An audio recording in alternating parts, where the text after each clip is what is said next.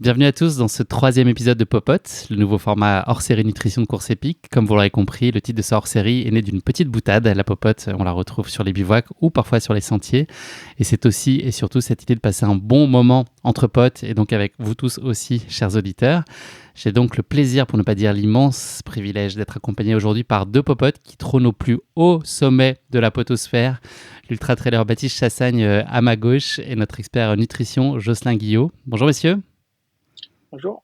Salut Guillaume, salut à toutes, salut à tous. Baptiste, est-ce que tu pourrais te présenter très brièvement qu'est-ce qui se cache sous ta toque d'athlète de haut niveau? Alors Baptiste Chassagne, 29 ans, aspirant ultra-trailer au sein du team Sidas Matrix et popote de la première heure. Et voilà, fier de l'être, avec une affection toute particulière pour ce qu'est cette valeur d'amitié qu'on essaye de promouvoir dans ce podcast. Avec cœur. Merci beaucoup pour cette introduction rapide. Et toi, Jocelyn, qu'est-ce qui se cache derrière ton tablier de diététicien nutritionniste? Fais-nous peur. Bientôt cuisinier du coup. Bah, bon, écoute, plusieurs casquettes en ce moment avec voilà mes consultations actuelles, donc avec mon poste de diététicien nutritionniste. Donc depuis la dernière fois, c'est vrai que ça a pas mal évolué. Donc du coup, toujours avec le team Sidas Matrix et également une petite nouvelle, c'est que j'ai débuté avec le team Groupama FDJ depuis maintenant début avril. Donc plein de découvertes, plein de belles choses et voilà. Pour l'instant, c'est à peu près tout, mais bien content de retourner, enfin, de refaire un podcast avec vous deux et d'aborder plusieurs thèmes qui me tiennent à cœur. Très content de remplir aussi. On a vu la progression quand même. La première fois, tu avais dit le team Matrix. Là, on a bien entendu Sidas Matrix. Donc, Baptiste n'a pas eu à te reprendre. Bon, Il a vu mon body language un petit peu autoritaire. Il a eu peur. je me suis fait rappeler à l'ordre par Baptiste la première fois, donc une fois mais pas deux. Messieurs, au menu de notre copieux épisode de nutrition du jour, les clés de réussite de son ultra estival avec un accent qui sera mis notamment sur l'UTMB Mont-Blanc qui approche désormais à grands pas. Pas de pression, Baptiste. Baptiste, tu vas revenir également avec nous dans cet épisode sur tes derniers championnats du monde de trail long à Innsbruck où tu as été confronté à une hypoglycémie, comme diraient les locaux, en autrichien, qui était ensuite le cadre d'une Aufstieg, qui veut dire remontada des familles. Une famille, en l'occurrence bleu-blanc-rouge, qui coexiste très bien avec les popotes. Pas de jaloux, il y a de la place pour tout le monde. En guise de mise en bouche de cet épisode, le billet introductif de Baptiste, qui est en approche imminente, et un petit peu plus tard dans l'épisode, nos rubriques classiques de la question pimentée et du poteau de la fin. On a de la chance parce que l'épisode d'aujourd'hui compte aussi comme invité spécial Aurélien Dunant-Palaz, tout récent vainqueur de la hard rock et avec brio, on peut le dire. Il nous a fait le plaisir d'apporter son regard et surtout sa voix sur le sujet de la nutrition en ultra, donc il va intervenir indirectement dans cet épisode. Dernier détail d'ordre technique pour nos auditeurs, cet épisode il est enregistré en distanciel, on n'a pas réussi à trouver un moment pour se croiser tous les trois dans la même pièce à regret, mais on voulait quand même faire cet épisode, donc voilà, on est en distanciel, mais comme le veut l'adage loin des yeux, près du cœur, ça se décline parfaitement pour les popotes, loin des oreilles, près du cœur, ça marche aussi. Ça y est Baptiste, je crois que le moment est venu, c'est officiellement le moment du pot-up départ de cet épisode, c'est le moment de sortir ton billet de ta poche, on t'écoute. Bon, tu m'as mis la pression avec une introduction aussi qualitative. Alors attends, je vais faire 2-3 petites respirations parce que c'est un conseil de ma prep mentale, la cohérence cardiaque quand je suis stressé. Plus qu'un édito pour cet épisode numéro 3 de Popote, je suis parti plutôt sur une sorte de table de loi hybridée avec un petit poème qui a pour, qui a pour sujet principal l'UTMB. De Chamonix tu partiras, de la cérémonie tu profiteras, et avec parcimonie tu engageras, car sinon, avec une pneumonie, très rapidement, tu finiras. Aux ouches, les cartouches tu conserveras, et les babouches tu économiseras, car sinon, bientôt, au bouche à bouche, le bénévole tu obligeras. À Saint-Gervais, de bonnes ondes s'abreuveraient, et le sourire cultivé, mais le calme conservé. Aux contamines, de tes proches, la vitamine tu saisiras, mais la dopamine tu réfréneras. N'oublie pas que la patience prédomine, juste suffisamment pour que de la chaleur humaine, la nuit noire qui se présente, tu illumines. Au col du bonhomme, comme une femme forte, tu te comporteras, Sinon, sur tes espoirs de voir l'Italie, tu mettras un coup de gomme, et en Savoie, tu t'arrêteras, ou la tome, tu goûteras. Au Chapieux, copieux le ravitaillement sera, pieux la procession avancera, car en toi la croyance, voire la conviction, tu auras. Sur l'arête du mont Favre, les premiers cadavres tu ramasseras. Et vulnérable, heureux, seul avec Dame Nature, de la paix le havre tu trouveras. À Courmayeur, à mi-course, d'un regard complice à ton ravitailleur tu parleras. En t'informant que le meilleur est à venir, il te répondra. Faut dire que de sages conseils, il est le patrouilleur. À Arnouva, les premières lueurs du jour tu observas, et la motivation, cela réactivera. Dans le grand col ferret, le cabaret de la puissante marche bâton, tu organiseras. Le couperet tu passeras, vers devant l'intérêt tu porteras. Oui, petit gars, la certitude d'être prêt à ferrailler tu décrocheras. À la foulie, douce sera la folie, car affaibli tu seras, mais dans l'oubli, la douleur tu feras tomber. D'espoir tu seras rempli, bientôt au prochain ravito, à toi muesli, brocoli et ravioli. Jusqu'à Champais, à travers champs tu courras, car sur la partie roulante, le chant du bonheur d'être arrivé jusqu'ici, à tout bout de champ, tu entendras. Haute-Cep, comme un mongol, les steppes tu attaqueras, car le cerveau tu déposeras et les chevaux tu lâcheras. À Valorcine, la nitroglycérine tu utiliseras, car grâce au regard silex de tes proches, le feu intérieur tu allumeras, dans les racines de ta passion tu puiseras, et dans ton fort intérieur tu visiteras. Au col des Montets, la tête tu débrancheras, et au vent tu fileras. Je pense que Joss, il a pas la ref parce qu'il il connaît pas trop le trail. Il est plus Là, je me laisse porter. à la flégère, avec la lucidité, tu auras à faire, et de la concentration, tu ne te laisseras pas distraire. Car des émotions, tu seras bientôt millionnaire, mais avant, de l'ultime descente piégeuse, tu dois faire ton partenaire. Enfin, après 70 kilomètres, à Chamonix, quoi qu'il arrive, les bras tu lèveras, Ludo Collet tu enlaceras, et alors seulement la montre tu regarderas, car peu importe le résultat, tant qu'il y a la démarche. Bravo. Voilà. Épatant. Beau. Là, c'est Ouais. un poème de finisher. Là, c'est quelqu'un qui a fini. C'est une bonne inspiration. Oui, c'est plus qu'un poème de finisher, c'est presque aussi un mood et une Une ode. volonté. Ouais, déjà une ode à l'UTMB, et puis aussi un peu une stratégie de course à venir, pour ceux qui ont su lire entre les lignes. Et moi, je pense que pour les popotes, en plus, la place du triangle de l'amitié pour les 3 potes qu'on est, je pense que c'est pas mal aussi pour conclure ces 170 kilomètres. Carrément, si tu veux, je le refais et je l'inclus dedans. Non, on va les faire comme ça à l'instant. Bravo en tout cas pour ta plume, Bat, tu nous as fait voyager. La prochaine fois, tu Merci. pourras faire ça sur l'ETC si tu veux. Ce sera un peu plus court, il y a un petit peu un petit peu moins d'étapes. Mais Non, la bravo prochaine pour fois, je le ferai sur la PTL, je suis désolé. 3h15 d'épisode. Merci beaucoup, Baptiste. C'était bien. Ça t'a plu, Jocelyn? Ah ouais, c'était beau. Je me suis transporté, je me suis vu faire l'UTMB moi aussi, donc C'est il n'y que a ça a plus qu'à marché. chausser les chaussures. Bravo pour ta plume, Bat. Jocelyn, on va se lancer dans le cœur de l'épisode. Tu nous l'as dit il y a quelques instants. Tu as élargi un petit peu ton champ d'action et tu as rejoint il y a peu la Groupama FDJ, qui n'est pas la fédération des Jocelyn, mais qui est vraiment voilà, FDJ comme on peut le connaître.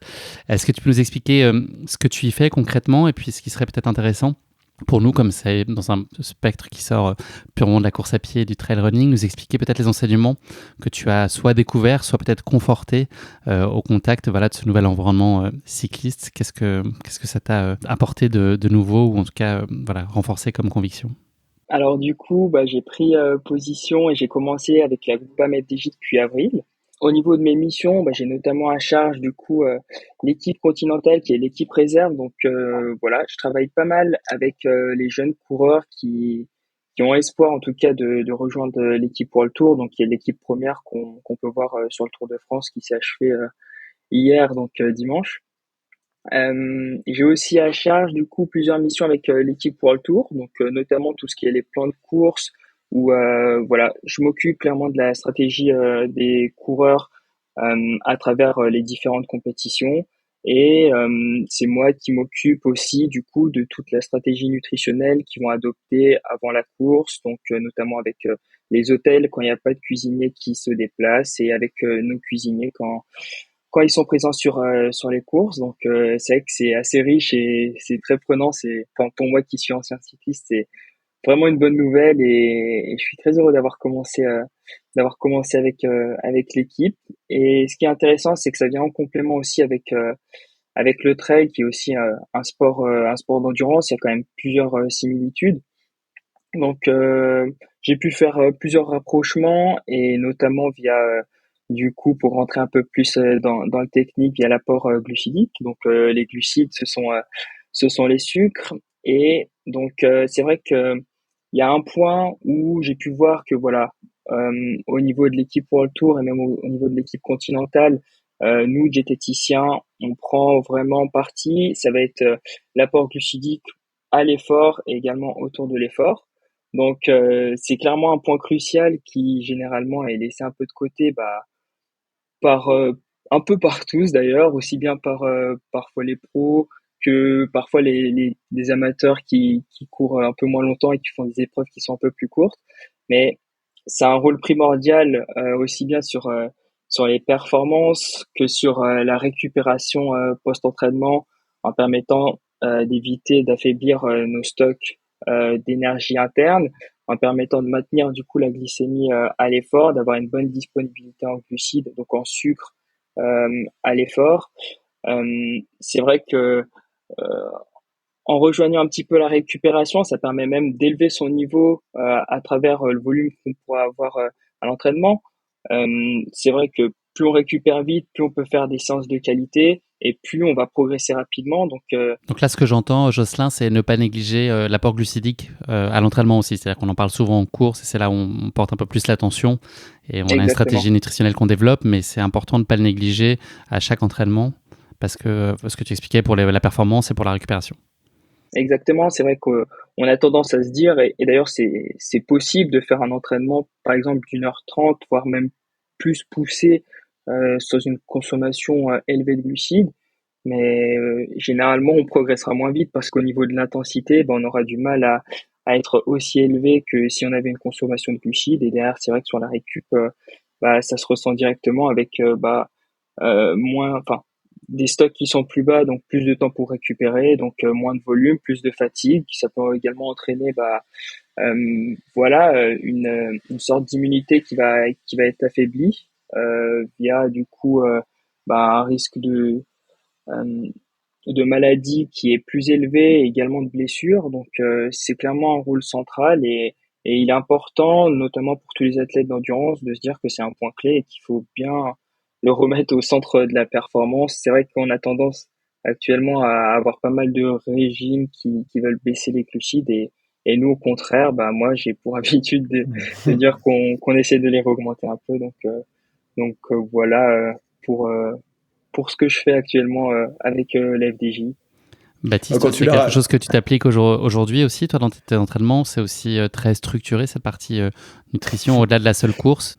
Je suis désolé, j'étais focalisé sur une vanne que je voulais faire à Joss en me disant, j'avais espéré qu'il avait été un peu plus synthétique à l'entretien d'embauche avec la FDJ quand il lui avait demandé de lui dire où il était dans sa vie et de lui résumer son CV. Mais C'est effectivement la dernière question de notre épisode. Merci à tous les deux. Première dernière question. non, mais merci. Tu as bien planté le décor en tout cas, Joss. Et toi, Bat, ces notions-là, c'est des choses que tu intègres déjà très bien à l'entraînement et sur ces apports-là, tu es très attentif, très sensible à ça et très discipliné au quotidien. Alors, je suis pas très discipliné, mais je suis en cours d'apprentissage. Je me reconnais énormément dans ce que disait, ce que disait Joss, c'est-à-dire euh, de, de décorréler un petit peu la nutrition à l'effort, au sens où pour moi, il fallait que je mange bien avant, il fallait que je mange bien après, mais que pendant, voilà, il fallait juste que je sois bien dans mon effort. Et en fait, aujourd'hui, clairement, c'est quelque chose que j'essaye d'intégrer, de plus manger, même à l'entraînement et même en endurance, pour les deux raisons principales qu'a donné Joss et que moi vraiment j'intègre comme des ressentis personnels, c'est que quand tu es dans un gros bloc d'entraînement, en fait, la récupération de la séance que tu es en train de faire, elle commence déjà dès les premières minutes de cette même séance. C'est-à-dire qu'en mangeant au bout de 20-30 minutes de cette séance-là, tu récupères en fait pour la séance de demain.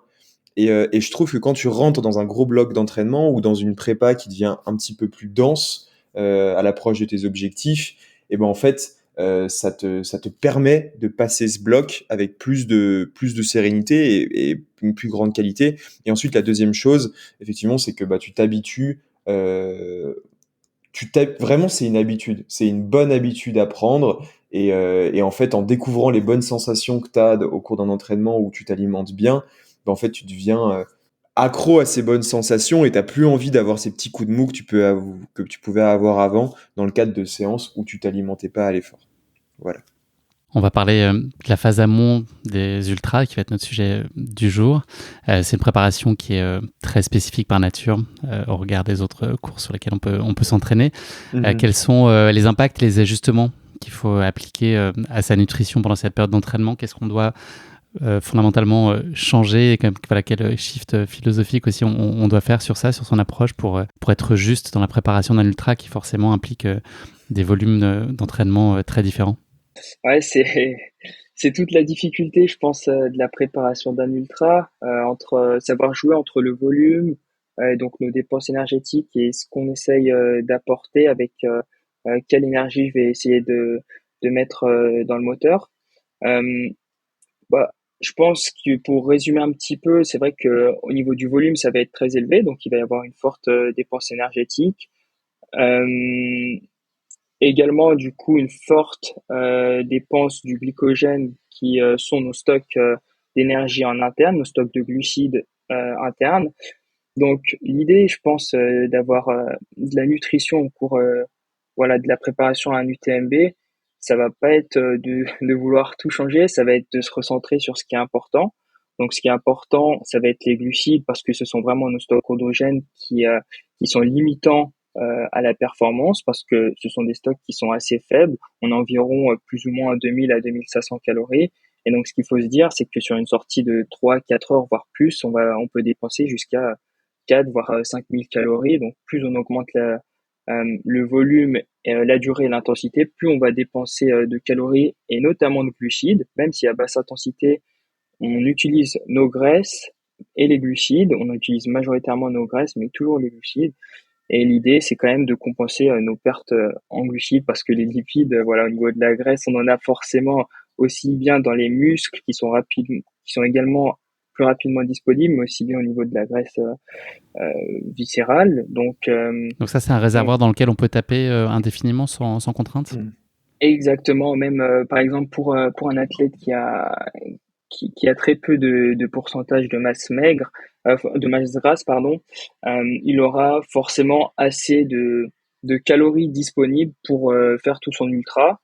Voilà, on peut estimer à plus de 10 000, voire plus de 20 000 calories sous forme de graisse pour un athlète qui serait sous les 10% de masse grasse. Donc ça permettrait de courir un ultra, de couvrir ses dépenses énergétiques. Par contre, les graisses, elles ont un rôle, certes, pour soutenir le métabolisme énergétique, mais les glucides permettent eux de maintenir la glycémie et de pouvoir accélérer quand il faut. Donc quand l'intensité va augmenter, c'est les glucides qui prennent le relais. Donc généralement, c'est vrai que quand on fournit un effort, il y aura toujours des moments où ce sera un peu plus haut et il faut se dire que voilà, faut que j'ai assez d'énergie pour pouvoir effectuer l'effort. Donc, généralement, c'est vraiment sur les glucides où on va essayer d'augmenter en fonction des séances qu'on va avoir.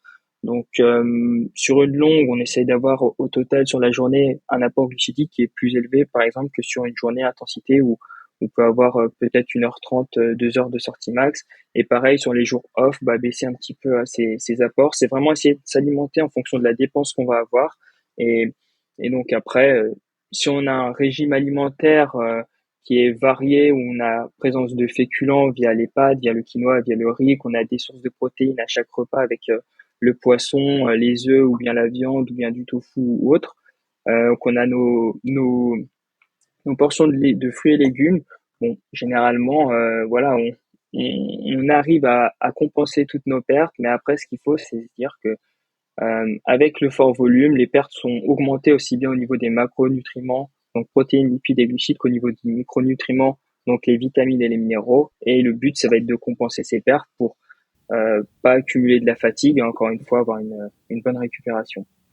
Est-ce que ça veut dire qu'on a plus faim concrètement, toi, Baptiste, quand tu prépares des ultras par rapport à des formats peut-être plus courts qu'habituellement? Est-ce que tu sens que tes besoins sont très différents et que ton corps te demande plus? Oui, oui, clairement. Je trouve que le corps, il se régule assez bien. Et il y a autre chose aussi, une spécificité, je trouve, liée à la préparation d'un ultra, c'est que on fait des sorties qui sont plus longues et donc forcément, ça déstructure un petit peu nos journées. C'est-à-dire que, ben, typiquement, si tu pars à 9 heures et que tu fais une sortie longue, tu seras jamais rentré à l'heure du déjeuner. Donc en fait, tu vas rentrer, concrètement un peu plus tard et donc en fait, du coup, ça t'oblige vraiment à, à manger, un petit peu ce que ton corps te demande et ce dont il a besoin. Je vais prendre un exemple très, très concret. Hier, on est lundi, hier dimanche, j'ai fait une sortie longue de 6 heures, 6 heures et demie. Je suis parti à 9 heures, donc forcément je suis rentré à 15 heures. Le temps de papoter avec le popote avec qui j'étais allé De pas borner, popoter avec le euh, popote. pas papoter avec le popote, et qu'il me fasse la popote lui-même. Tu vois bien le truc. Il était déjà 16 heures et en fait à ce moment-là, bah tu manges parce que t'as faim, parce que c'est aussi la bonne fenêtre métabolique, en fait la bonne fenêtre chronologique. Enfin, d'un point de vue de la chrononutrition, alors je peux utiliser des termes que je maîtrise pas, mais globalement c'est le bon moment pour manger, faut pas trop tarder. Et ben en fait là tu manges et tu manges généralement beaucoup parce que tu viens de faire 6 heures et demie dehors et en fait il est 16 heures et il se trouve qu'à 20 heures j'avais quand même bien mangé à 16 heures et à 20 heures j'avais de nouveau faim. Donc tout ça pour te dire que voilà, la préparation d'un ultra, elle déstructure un petit peu tes journées, qu'il faut savoir s'adapter, mais que du coup, t'augmente aussi vraiment le volume de, d'aliments que tu apportes à ton corps, quoi. Clairement, tu as plus faim. Est-ce que toi, Baptiste, là, fort de ton expérience et de toutes les courses que tu as pu prendre part jusqu'à maintenant, est-ce que tu es arrivé à un stade où tu te connais suffisamment est-ce que tu as exploré tous les scénarios possibles pour, en gros, savoir comment bien t'alimenter en course? Thibaut Barognon nous a expliqué dans le premier épisode de l'importance de pouvoir tester constamment, d'essayer plein de choses, etc. Mm. Est-ce que c'est des choses qui sont encore valables pour toi? C'est-à-dire que tu es dans une logique encore très exploratoire, de test, d'ajustement, d'optimisation? Ou est-ce qu'on peut dire que tu connais à 90% ce dont ton corps est capable et que c'est vraiment de l'ajustement à la marge sur ta nutrition dans le cadre de préparation de course où il y a plein de variables que tu ne maîtrises pas encore et que tu pourras pas maîtriser peut-être? Il y a plein de variables que je maîtrise pas encore. Heureusement, j'ai de la chance, j'ai un très bon professeur en la personne de Jocelyn. Mais voilà, moi, je partais vraiment de très loin. Contrairement certainement par exemple, bah, Thibaut, qui fait du sport de haut niveau depuis très longtemps.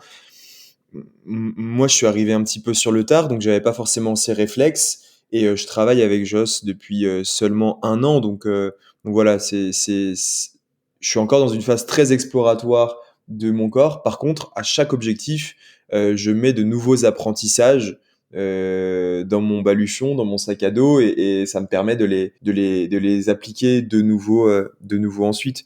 Par contre, tu vois, typiquement, je prépare un UTMB. La course la plus longue que j'ai faite jusqu'à présent, c'est la Transgrande Canaria qui a duré 13 ou 14 heures. Là, on part sur pas le double, mais enfin, du moins j'espère. Mais c'est quand même un effort qui est totalement différent. Donc forcément, c'est exploratoire. Jocelyn, est-ce que tu peux un peu nous éclairer sur les grands principes stratégiques de nutrition à adopter en ultra? Est-ce qu'il y a un peu un langage universel et des règles universelles au regard des mécanismes physiques qui peuvent peut-être s'enclencher, qu'on soit élite ou amateur? Est-ce qu'il y a une espèce de pot commun de choses que le corps fait au-delà d'un certain temps d'effort ou face à certains besoins?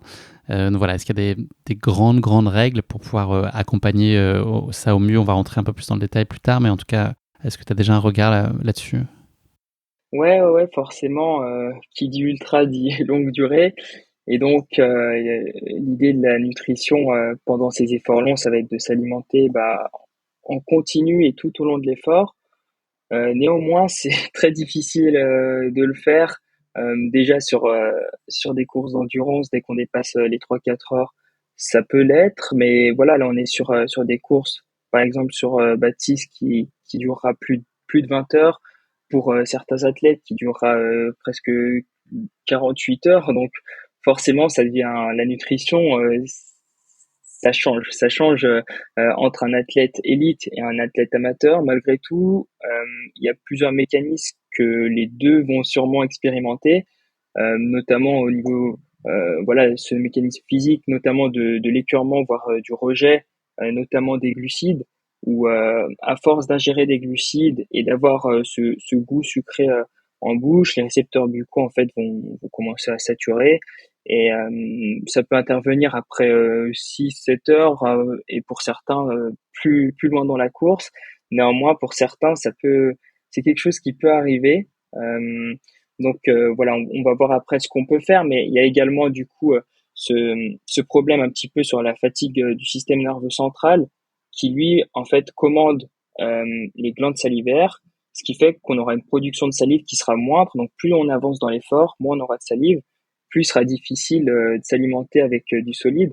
Donc encore une fois, ça donne une piste. Et pour un petit peu le dernier aborder l'un des derniers problèmes, il y en a beaucoup d'autres j'imagine, mais pour rester un petit peu sur les grandes lignes, il y a le phénomène d'ischémie où en fait au cours de l'effort, le sang ne va plus ou très peu arriver au niveau du système digestif. Il va plus être alimenté comme il l'est généralement quand on mange un repas parce qu'on ne fournit pas d'effort. Là, le sang va aller aux muscles pour apporter l'oxygène, apporter les nutriments pour fournir l'effort. Et donc, c'est vrai que le phénomène d'ischémie euh, met à mal en fait notre système digestif. On a du mal à digérer, et d'autant plus lorsque on associe à ça les chocs à répétition. Et donc plus on avance dans la course, plus il y aura la répétition des chocs, et donc ça devient difficile de s'alimenter. Donc à ça, et maintenant il y a plusieurs solutions. Déjà, la première, ça peut être d'alterner entre les goûts, notamment choisir des produits, donc que ce soit des bars, des compotes, de la crème, n'importe, en fait, tout ce qu'on peut essayer de varier entre le sucré et le salé. Ça permet de changer au niveau du goût. Malgré tout, les apports salés doivent contenir des glucides pour permettre d'alimenter toujours l'effort, pour soutenir l'effort. Malgré tout, au niveau du goût et des récepteurs, ça permet de mieux passer. Et donc, une des pistes, ça pourrait être de consommer certes des aliments qui contiennent des glucides, mais donc varier les goûts entre sucré et salé. Pour moi, c'est une approche qui est vraiment cohérente, notamment là qu'on part pour plus de 20 heures de course pour tout le monde. Il y a également le fait de changer de texture. Donc voilà, j'ai parlé des bars, il y a aussi les compotes, les gels, la crème, par exemple, crème de marron. Il peut y avoir encore peut-être d'autres textures. Il y a aussi le liquide également qui permet d'avoir un apport. Donc l'idée, ça va être de varier entre ces différentes textures. Essayer en début de course de privilégier peut-être du coup les textures solides qui, elles, euh, vu qu'on aura encore une production de salive qui sera à peu près normale, sera plus facile à mâcher, à mastiquer, donc à avaler, plutôt qu'après 20 voire plus de 24 heures de course où on peut avoir moins de salive et donc il est difficile de s'alimenter. Donc aller d'une texture plutôt dure à une texture molle, plus on avance au fil de la course, ça peut être également voilà une solution pour essayer de parer un petit peu ce phénomène de salive qui est un peu plus qu'on a du mal à produire. Euh, et puis pour le phénomène d'ischémie, malheureusement, il n'y a pas grand-chose à faire, mis à part d'essayer d'arriver au début de la course avec une sphère intestinale qui est optimale, et par exemple en essayant de réduire les fibres à l'approche de la course, au cours de l'effort, éviter tous les produits qui sont trop gras ou bien qui contiennent trop de fibres, qui sont durs à digérer, et opter voilà pour des glucides qu'on pourra assez vite ingérer, qui n'ont pas besoin d'une trop grosse digestion. Qu'est-ce que ça change, là, cette approche-là, que l'on soit coureur élite comme peut l'être Baptiste ou un coureur ordinaire qui mettra 46 heures sur l'UTMB? Et encore, c'est un coureur ordinaire qui finit l'UTMB, donc Ouais. absolument pas ordinaire. Concrètement, à quel point c'est valable dans la durée? Enfin, là, tu parles de quelques heures quand on est plus de 2 jours dehors. Est-ce qu'il y a encore d'autres dégradations possibles, d'autres parades à imaginer, ou est-ce que c'est cette logique de texture décroissante dont tu parlais, d'alterner, diversifier? Alors ça, c'est vrai que ce sont les principales. Je pense qu'il faut vraiment avoir dans l'idée quand on construit un petit peu son plan pour la course, avoir ces solutions en tête. Après, c'est vrai que tu demandais aussi du coup s'il y a une popote un petit peu qui pourrait marcher pour tout le monde. Il y en a pas forcément, mais dans les grandes lignes, c'est un apport glucidique qui va être constant et régulier tout au long de la course. Donc, c'est difficile de donner vraiment des quantités de glucides. Par exemple, pour Baptiste, pour un athlète élite, si par exemple on prend le Kylian Jornet l'an passé, si tu as quasiment 100 grammes de glucides par heure, parce que sa course va durer à peu près 20 heures, que l'intensité va être très élevée. Pour un athlète amateur, pour quelqu'un qui court pas en élite, c'est vrai qu'on peut pas aller sur les mêmes quantités de glucides parce que la vidange gastrique ne sera pas aussi rapide. On va pas utiliser autant les glucides qu'un Kylian Jornet qui va courir très vite à n'importe quel moment de la course.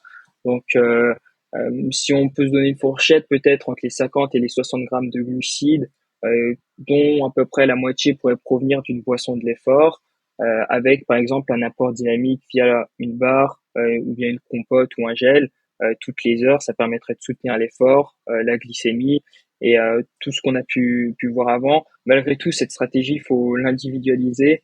Pas le choix que de tester les produits en amont, tester cette stratégie sur les courses préparatoires, même si c'est pas le même format. On va pas faire 2 UTMB dans la même année, mais même sur des courses, voilà, plus courtes. L'idée, c'est de tester notre stratégie et de voir un petit peu ce qui marche et pouvoir tenir compte de ce qui n'a pas forcément marché pour le mettre en place sur les prochaines courses.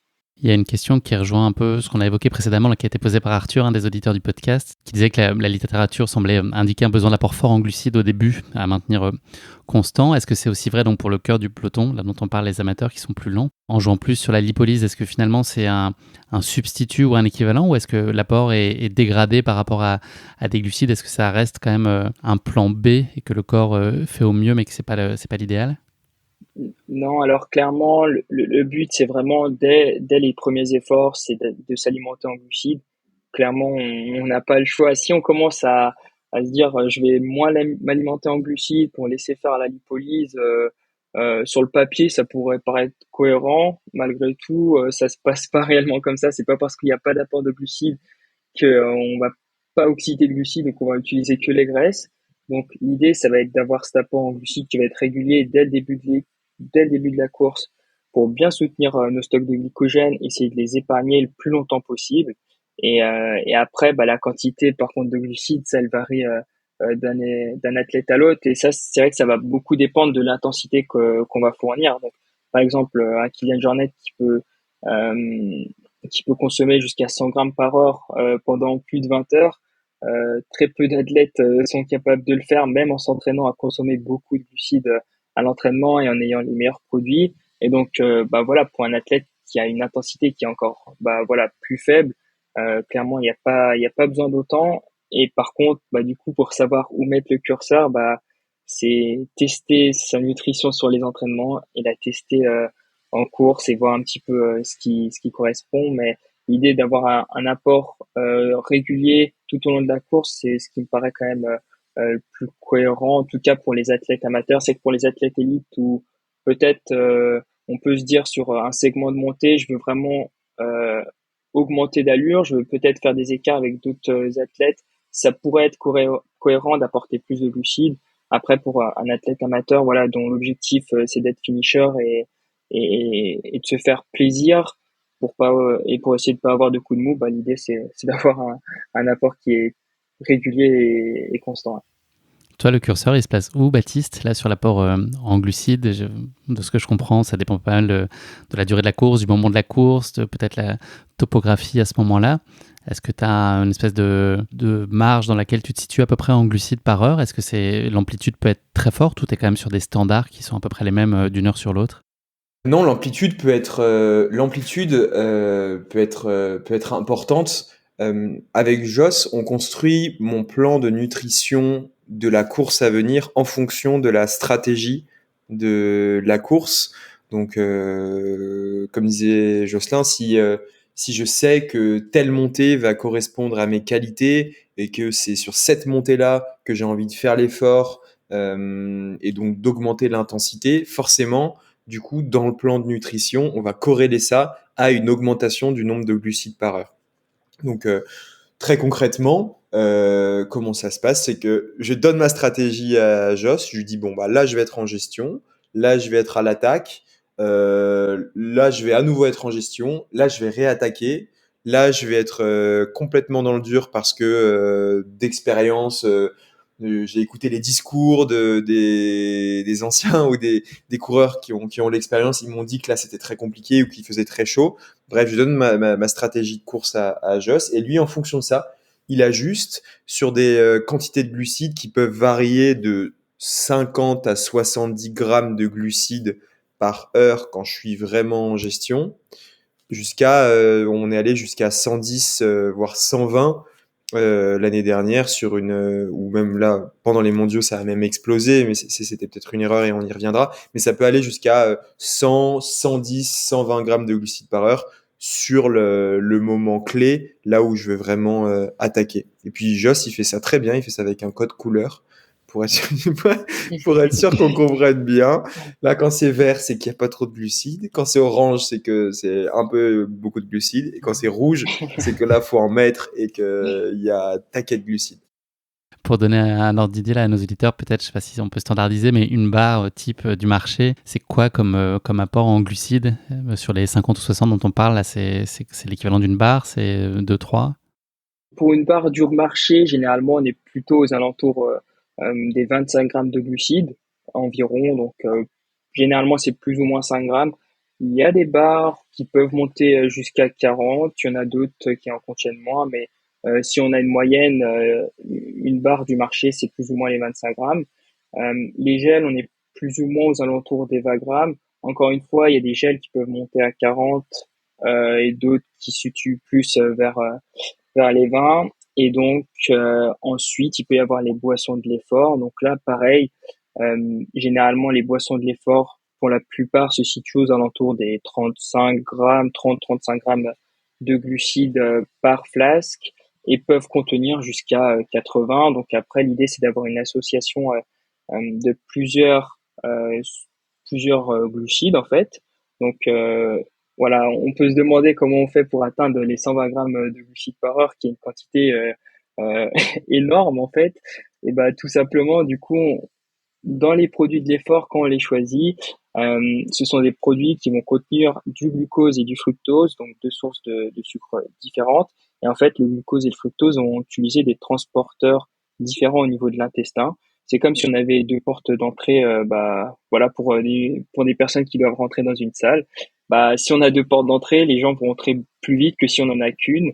Donc l'idée c'est vraiment ça, c'est d'utiliser deux portes d'entrée pour deux sources différentes et donc ça nous permet d'augmenter la vitesse d'oxydation, donc la vitesse à laquelle on va pouvoir utiliser les glucides au niveau de l'organisme. Donc du coup, voilà, on peut monter jusqu'à 120 grammes par heure. Malgré tout, bah, voilà, encore une fois, c'est pas conseillé pour tout le monde. Tout le monde n'a vraiment pas besoin de ces quantités. Et je trouve que même pour des athlètes élites, euh, voilà, 120 grammes par heure pendant toute une course, ce serait pas forcément cohérent. Faut essayer de bien polariser, donc avoir cet apport en fonction de l'intensité qu'on va avoir. Donc d'où l'échange qu'on a avec Baptiste du coup en amont des courses, et de se dire bon bah sur telle portion ce sera un peu moins fort, donc je me situe plus aux alentours des 60-70 grammes de glucides, mais pas beaucoup moins pour quand même soutenir l'effort parce que malgré tout Baptiste même quand il court pas très vite, il court vite. Donc c'est pour soutenir malgré tout cet effort et de se dire bon bah voilà là par contre ça va être full gaz toute la dernière montée pendant une heure c'est poignée dans l'angle et donc là on apporte un max de glucides pour avoir la bonne dispo minutes en glucides et soutenir l'effort comme il faut. Donc ouais, il y a pas mal de boulot autour de ça et c'est quelque chose qui s'entraîne. Voilà, on avait parlé un petit peu du gut training et c'est vraiment cette idée de d'apporter de plus en plus de glucides à l'organisme, s'entraîner sur des séances clés pour pour le refaire en course sans avoir de troubles gastro-intestinaux. Sinon, si on le fait pas à l'entraînement, on est à peu près sûr que le jour de la course, ça se passera pas forcément très bien. Donc voilà, à tester. En fait, ça me fait penser à un réflexe que j'ai maintenant lié à cette compréhension de l'importance des glucides. C'est que maintenant, dès que je reçois un produit de la nutrition sportive, mon premier réflexe, c'est de tourner l'emballage et de regarder le nombre de glucides. Et je trouve que c'est le... Alors, regardez la composition. Bien souvent, tu as un peu peur de ce que tu trouves parce que dans la liste des ingrédients, tu te rends compte qu'il n'y a rien qui pousse dans les arbres autour de chez toi et qu'il n'y a pas grand-chose de naturel et que c'est pas vraiment de la cuisine, ça ressemble plus à de la chimie. Mais voilà, donc globalement, tu regardes la liste des ingrédients et surtout, tu regardes le nombre de grammes de glucides que va t'apporter cet aliment. Et ensuite, en fait, tu additionnes et tu dis, bon, bah, ok, en fait, par heure, si je vais être à 60 grammes de glucides, c'est une addition, c'est une somme toute simple. Combien il m'en faut pour atteindre cet objectif de glucides par heure. Donc voilà, c'est ce que disait Joss m'a évoqué ça. Et du coup, moi, j'avais une question pour toi, Guillaume, c'est tu choisis comment, toi, ta nutrition de l'effort? Est-ce que tu as ce réflexe, du coup, de retourner l'emballage? Je commence à l'avoir un tout petit peu là depuis le marathon des sables où j'ai eu cette contrainte d'avoir un ratio calories-poids le plus élevé possible. Donc c'est le premier moment, donc il n'y a pas si longtemps que ça, tu vois, je cours depuis 10 ans à un niveau tout à fait ordinaire, mais c'est la première fois où je me suis vraiment été sensibilisé en tout cas à ce sujet-là d'apport en glucides. C'est aussi lié de nos discussions dans le cadre de Popote et du sujet dont je m'empare de plus en plus, parce que notamment dans ma collaboration avec Baou aussi, donc je m'intéresse beaucoup plus à ce sujet-là et je l'intègre de plus en plus dans moi aussi, dans mes courses. J'essaie d'être régulier dans mes apports, mais je mesure pas du tout l'apport en glucides. J'essaie d'avoir le réflexe de chaque heure prendre des choses, etc. Mais je pense que je suis bien en dessous là, de ces seuils-là, j'ai l'impression. Après, je sais que je pars aussi avec 45 fois trop de trucs parce que justement, j'ai envie d'avoir le choix dans les textures, dans les goûts. C'est une question que j'allais aussi me poser à un moment sur est-ce que dans la psychologie, est-ce que l'apport d'un aliment plaisir peut compenser finalement son plus faible apport calorique, mais il tombe juste parce qu'à ce moment-là, c'est quelque chose de réconfortant, même s'il est moins efficace. Est-ce que ça peut avoir du sens de privilégier ça aussi versus la pure efficacité avec un goût qui nous plaît peut-être moins? C'est aussi une autre question que je voulais poser. Et puis, par extension, sur ça, sur la dimension psychologique aussi, tout ça, toute cette nutrition, est-ce que c'est le corps qui dit tout? Est-ce qu'à un moment, c'est la tête qui envoie des signaux qui ne sont pas forcément les bons, qui sont l'interprétation, qui sont un ras-le-bol, qui est né d'autre chose? Voilà, est-ce qu'on n'est que dans des mécanismes physiques où la tête peut aussi jouer sur ces éléments très rationnels de calories, de trucs très concrets? Je renvoie la balle. Alors, je commence du coup. Alors moi, je trouve, Guillaume, que c'est un Les bon popotes réflexe. Jokari. Patate chaude. Ouais. Non, mais c'est un excellent réflexe de prendre plus et de se laisser le choix. Euh, je pense voilà que sur un UTMB, c'est un point clé. Certes, comme tu dis, il y a des aliments qui peuvent être meilleurs et plus optimaux à l'instant T de l'effort.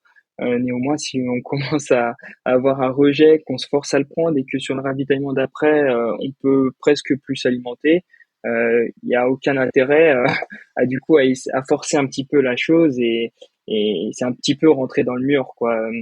Si on va chercher des aliments uniquement pour leur intérêt nutritionnel, mais que on fait moins attention au goût et ce qu'on apporte en fait, je pense qu'il n'y a pas, enfin, on fonce dans le mur dans le sens où il y a cet écœurement qui peut arriver. Donc clairement, nous, ce qu'on cherche, c'est de pouvoir s'alimenter tout au long de la course. Donc à partir du moment où il y a l'écœurement, ça devient très très difficile de s'alimenter et la nutrition est souvent la première cause d'abandon sur les courses d'endurance et d'autant plus sur l'ultra-endurance à cause notamment du fait qu'on peut plus s'alimenter, donc on n'a plus d'énergie, mais également du coup avec les problèmes gastro-intestinaux.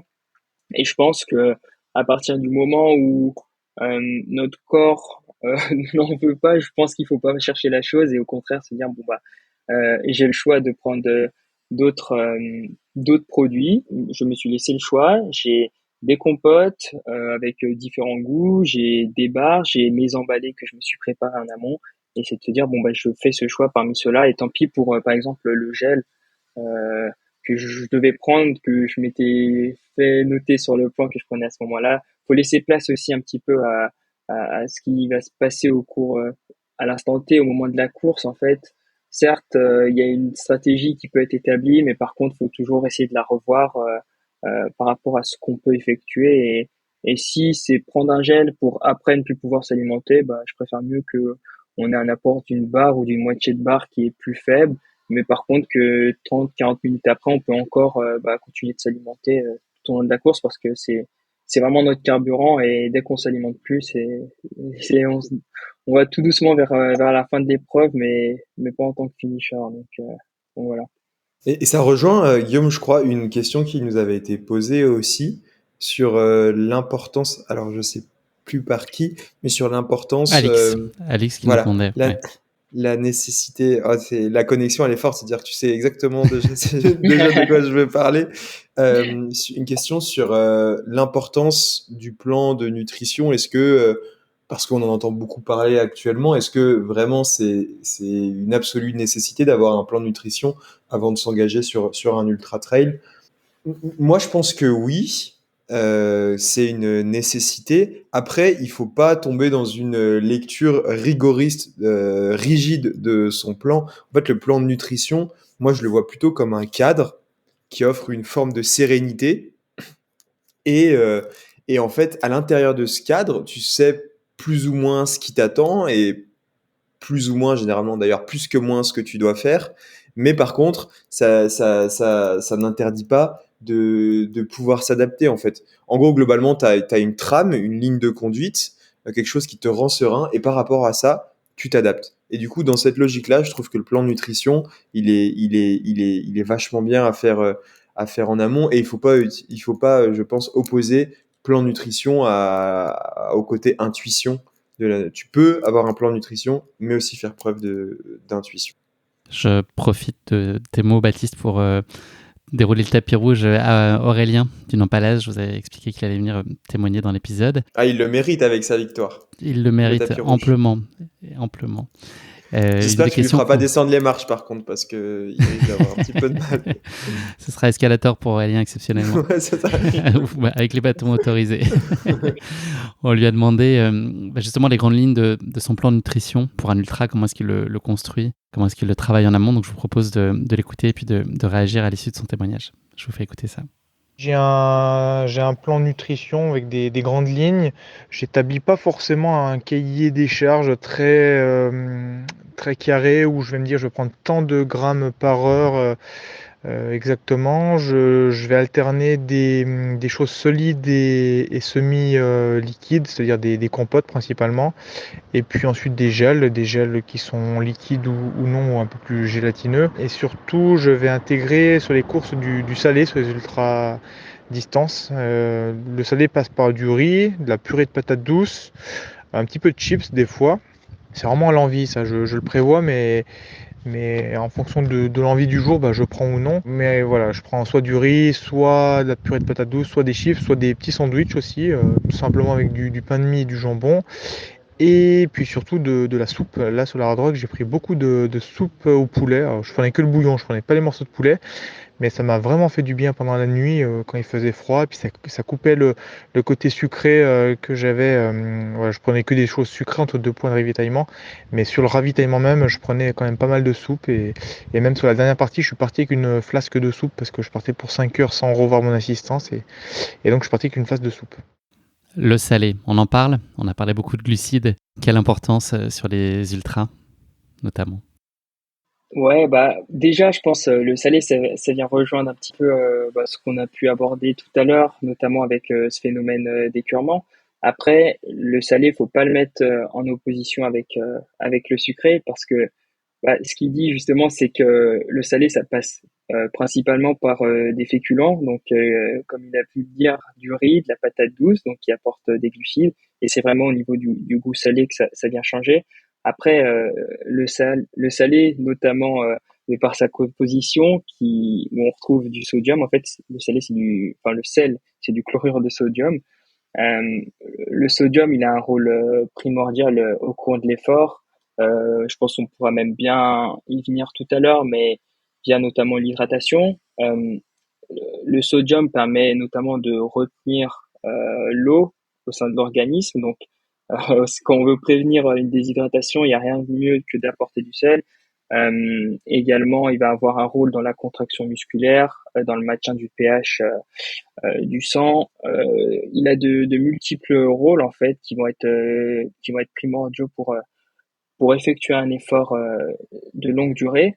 Donc du sel, oui, généralement on en retrouve également dans les produits de l'effort.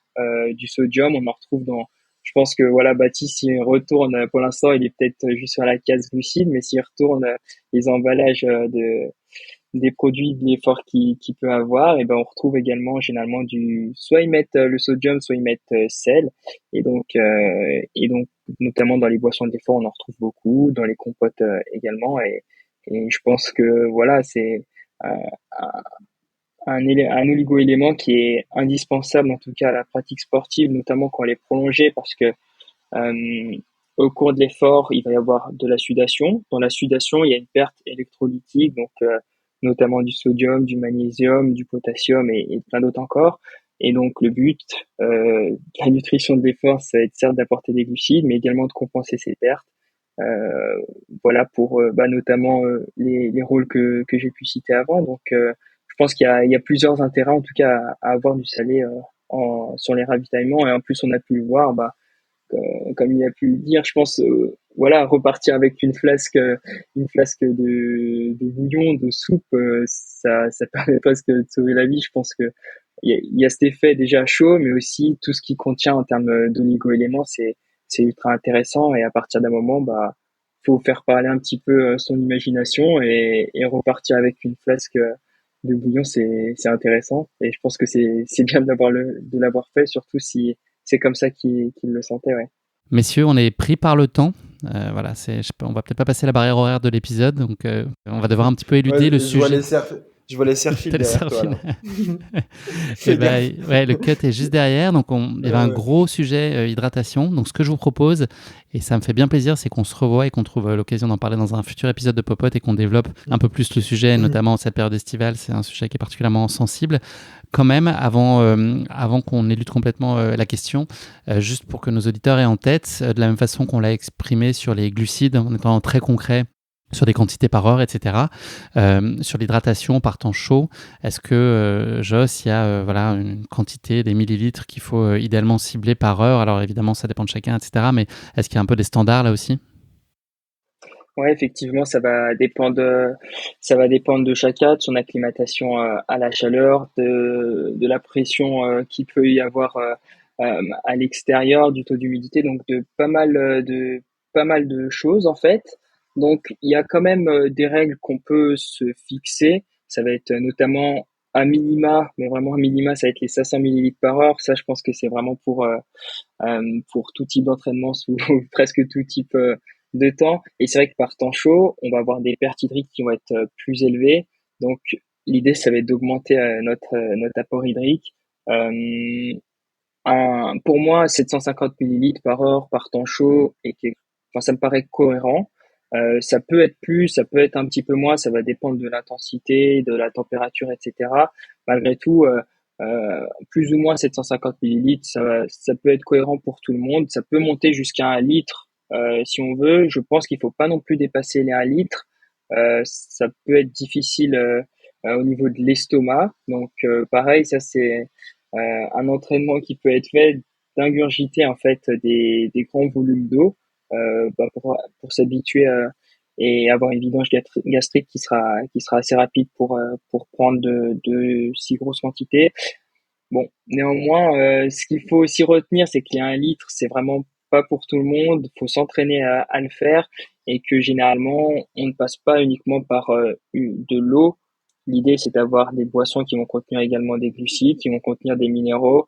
On y reviendra du coup dans un prochain épisode, mais pour faire rapidement, si on n'apporte que de l'eau, il y a un risque d'hyponatrémie. Donc, c'est un risque de surhydratation en fait, où généralement dans le sang, en fait, on a une concentration qui est donnée.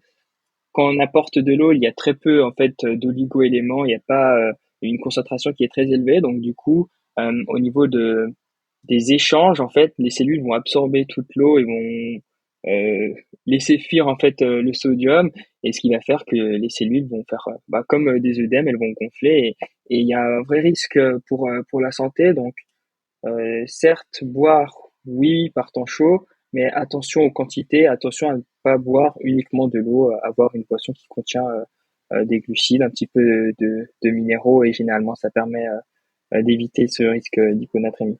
Ce sera bouillon de poulet pour toi de toute façon, Baptiste, là, pour la prochaine course, pendant ton Voilà. UTMB du début à la fin, on le sait. Messieurs, je vous propose de passer à la petite cousine de la question qui pique de course épique, c'est notre question pimentée pour les popotes. Donc vous pouvez jouer en team ou chacun pour sa peau, comme vous voulez. On parle aujourd'hui d'ultra, vous l'avez compris, c'est notre sujet du jour. Je vous ai trouvé trois expressions, trois acronymes anglophones pour le terme ultra. Il y en a 4 qui sont vrais et un qui est faux. Est-ce que vous saurez dénicher cet acronyme qui n'existe pas, cet acronyme ultra? C'est chaud. J'espère C'est que ma prof chaud. d'anglais l'écoute pas. Attention, j'espère moi aussi, parce qu'il y a la prononciation qui va se jouer aussi ici. Donc la première d'entre elles, c'est l'Underground Legion of Terroristic Research Activists. Donc c'est un groupe de hackers terroristes underground. Okay.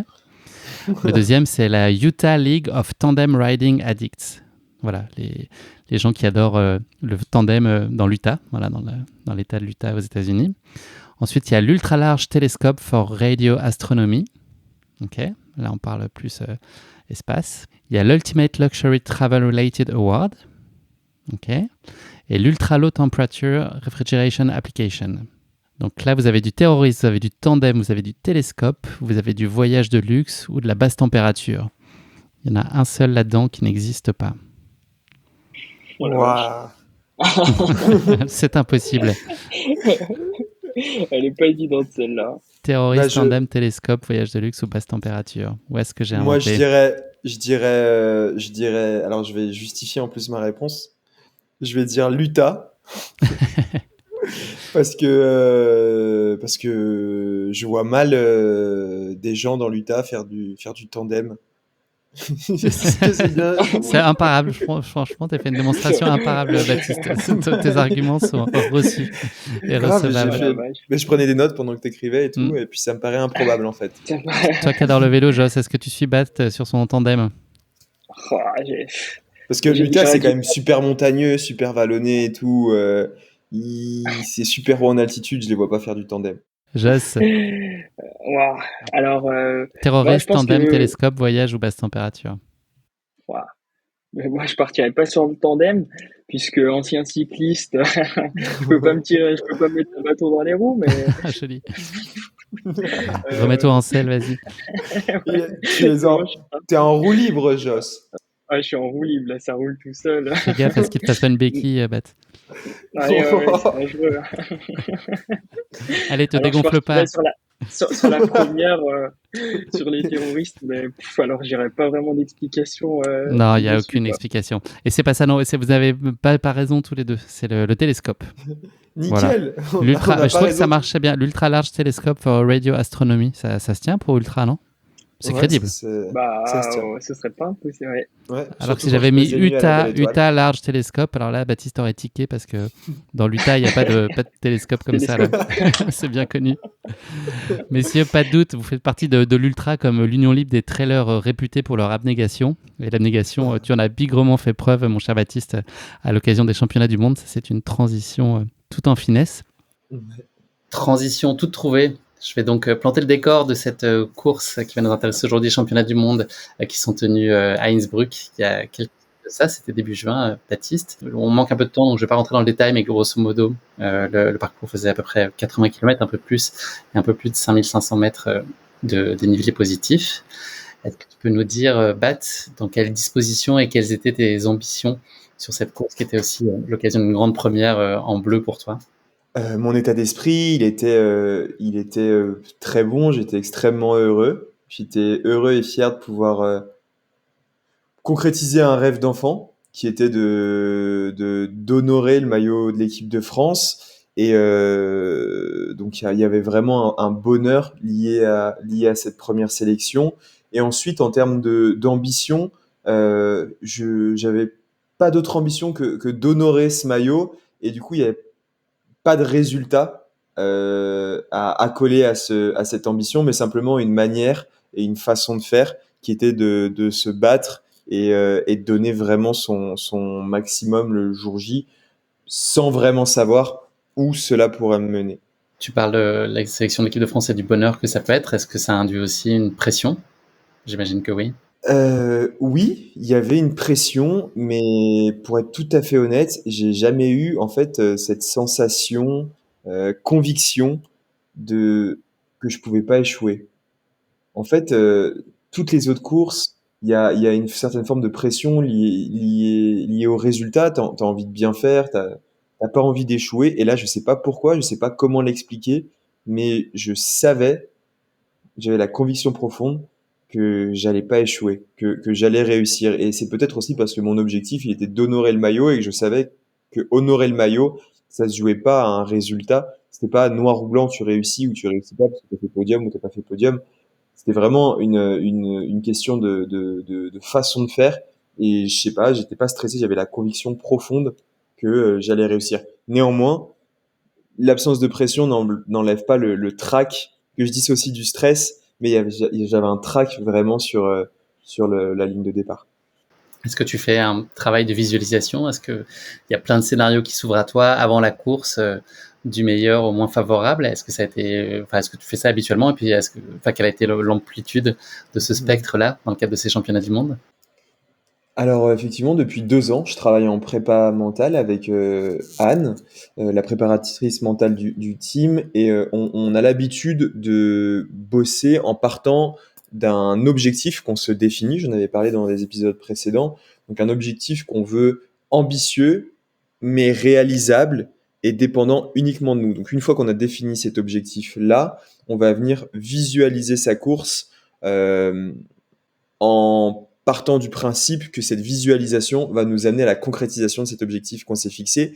Et tout au long du chemin, on va aussi essayer de balayer toutes les hypothèses de choses qui pourraient nous arriver. Voilà, balayer tous les scénarios pour, si ça arrive, être capable d'y répondre. Et du coup, ça fait une très bonne transition. Je te pique ton costume de roi des transitions. Jean-Michel Transition.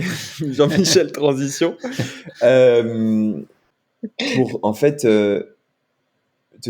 enfin, avec le recul, me dire que l'une des choses que j'ai ratées sur ces championnats du monde, c'est justement envisager l'ensemble de ces scénarios. Je pense qu'il m'en manquait un, et, euh, et c'est ça qui m'a fait passer, je pense, à côté de la grande journée que j'avais ce jour-là. Avant de se plonger dans la course en elle-même, il y a l'importance des jours qui précèdent aussi dans la nutrition. Ça se joue déjà là. On a à nouveau interrogé Aurélien Dunopalès qui va nous donner son avis sur le sujet et sur les choses auxquelles il faut faire particulièrement attention dans les jours qui précèdent la course, qui sont aussi assez essentiels et primordiaux. Donc je vous propose de l'écouter dès maintenant. Au niveau des erreurs, oui, j'en ai fait dans le passé. Maintenant, j'en fais de moins en moins, on va dire, même si tout ne passe pas parfaitement à chaque fois, hein. Mais en tout cas, les grosses erreurs elles peuvent se faire les derniers jours avant la course, c'est-à-dire au niveau de l'alimentation de la vie de tous les jours. Je vais vraiment essayer d'éviter les fibres. Voilà, tout ce qui est légumes et fruits crus avec des fibres, vraiment, je limite les 2-3 derniers jours. Et puis, j'intègre vraiment une grande part de glucides dans mes repas. Et puis deuxième truc, j'ai aucune intolérance par rapport au lactose, mais je vais vraiment quand même diminuer les 2 derniers jours. Je vais pas me faire un grand bol de cacao par exemple. Même le yaourt, je vais diminuer quand même les derniers jours, et même si j'aime ça. Voilà, pour toujours éviter ces ballottements au maximum. Alors ça fait pas tout, mais ouais, si on peut éviter quand même la prise de risque au niveau des mal de ventre, ballottement, c'est quand même mieux. C'est quoi, toi, les choses auxquelles tu es attentive, Baptiste, particulièrement sur les jours qui précèdent? Qu'est-ce que tu limites? Qu'est-ce que tu essaies de tempérer par rapport à habituellement? Ou qu'est-ce que tu consommes de façon un peu plus marquée à quelques jours ou à quelques heures d'une course? Bah, les kilomètres déjà. Parce que effectivement, on lève un petit peu le pied sur l'entraînement pour faire un peu de fraîcheur. Et donc, comme je te disais tout à l'heure, le corps s'autorégule plutôt bien. Et donc, du coup, l'appétit est un peu moindre. Néanmoins, il faut penser à faire ce qu'évoquait Aurélien, c'est-à-dire la recharge glucidique.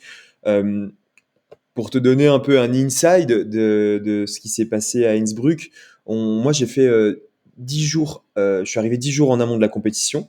J'ai passé une semaine avec Lucie Germain et Thibaut Barognan. Et du coup, Thibaut, c'est quand même un chef de grande qualité. Donc, autant te dire qu'on a mangé extrêmement bien en quantité et en qualité pendant toute cette période-là. Enfin, j'ai rarement retrouvé quelqu'un qui est capable de faire des recettes qui font à la fois le job, mais qui sont à la fois épicuriennes. Donc autant dire qu'on s'est régalé. Et ensuite, à 3 jours de la course, on a retrouvé la délégation française. Et à partir de là, on mangeait on avait trouvé un peu notre cantine. Ils étaient tout contents de nous voir débarquer à 25 là, avec tous nos survêtements du maillot, enfin, des survêtements de l'équipe de France. Et c'était un peu, ça ressemblait à des Pokéballs, si tu veux, chaud ou froid, avec du riz et des légumes cuits ou un peu des potages et des protéines. Voilà. C'est un peu, voilà, j'essaye de faire comme Aurélien, c'est-à-dire réduire les légumes, les fibres, donc les légumes et les fruits crus. Et surtout, j'évite d'avoir faim. C'est-à-dire que dès que j'ai faim, je mange tout de suite. Et ça, à n'importe quelle heure je vais pas dire de la nuit, je me réveille pas la nuit à cause de la faim, mais à n'importe quelle heure du jour. C'est-à-dire que si j'ai faim, genre à 10 heures ou à 11 heures ou à 15 heures ou à 17 heures, je vais manger un petit truc, en fait. Pour pas, alors que peut-être dans un quotidien normal, je vais attendre l'heure du repas pour pas grignoter. Là, je vais manger tout de suite. Pour vraiment ne pas avoir ce sentiment de faim. Est-ce que tu pourrais nous dire, Baptiste, quelle stratégie globale tu avais, toi, définie sur la course, cette stratégie de course, et puis en miroir, quelle stratégie nutritionnelle vous aviez élaborée avec Joss? C'était quoi la vision de cette course-là? Eh ben, moi, j'avais envisagé vraiment une course en gestion intelligente, entre guillemets, en partant plutôt prudemment et en montant progressivement en intensité. Pour ça, j'étais, comme tu dis, j'avais le track et voilà, j'étais quand même un petit peu stressé, faut le dire. Et du coup, j'avais ce moyen, cet indicateur qui est la fréquence cardiaque, qui est un indicateur hyper objectif et qui, je trouve, du coup, permet de donner une dimension un peu pragmatique à ta stratégie. Donc, je m'étais dit, bon, bah, j'ai envie de partir en gestion. Donc, je vais partir à telle pulsation cardiaque. Donc, c'est-à-dire partir en dessous de SV1 et progressivement, dans la SV1, deuxième peut-être partie. pour nos éditeurs. Oui, alors le SV1, c'est le seuil ventilatoire 1. Oh là, alors là, je ne sais pas comment l'expliquer, mais globalement, c'est le seuil à partir duquel tu sors de l'endurance pour aller vers ce qu'on appelle un effort haut tempo.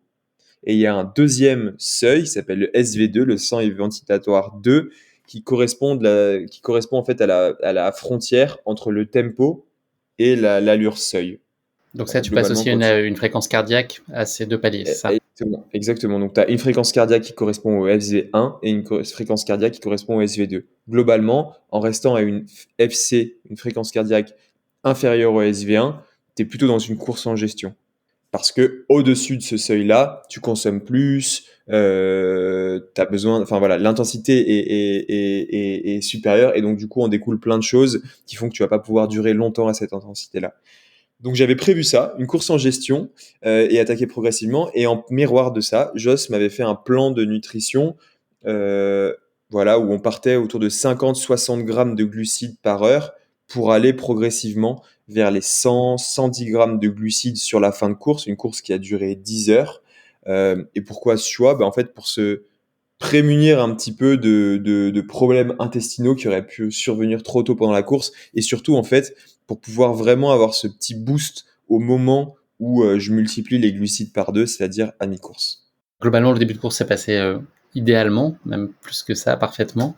Est-ce que tu peux nous en parler rapidement et puis ensuite peut-être nous annoncer les moments où tu as commencé à perdre un tout petit peu le contrôle de la situation? Est-ce que tu avais des signes avant-coureurs que des choses qui étaient en train de se passer? Est-ce que tu peux revenir un peu sur ces images que je pense beaucoup ont vues, mais voilà, ce début de course et puis le moment où ta course change complètement de configuration? Effectivement, donc en fait, je suis parti dans ces zones-là, ces zones en dessous de SV1 et en fait, très rapidement, je me suis retrouvé dans un groupe à l'avant, ce que j'avais pas forcément anticipé. Je pensais que justement, en temps à ce rythme-là, je me retrouverais vraiment dans le cœur du peloton et je pourrais avoir la course d'attente et de gestion que j'envisageais.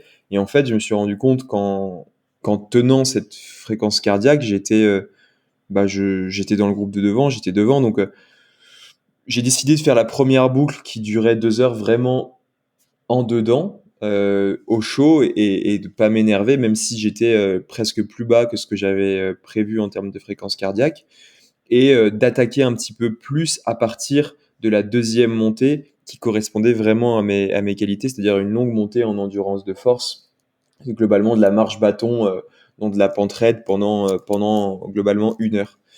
Et en fait, dans cette montée-là, quand j'ai commencé à activer, parce que c'était ma stratégie, sans dire que je m'étais all-in, hein, je voulais vraiment y aller progressivement. Quand j'ai commencé à appuyer sur l'accélérateur, en fait, je me suis retrouvé devant.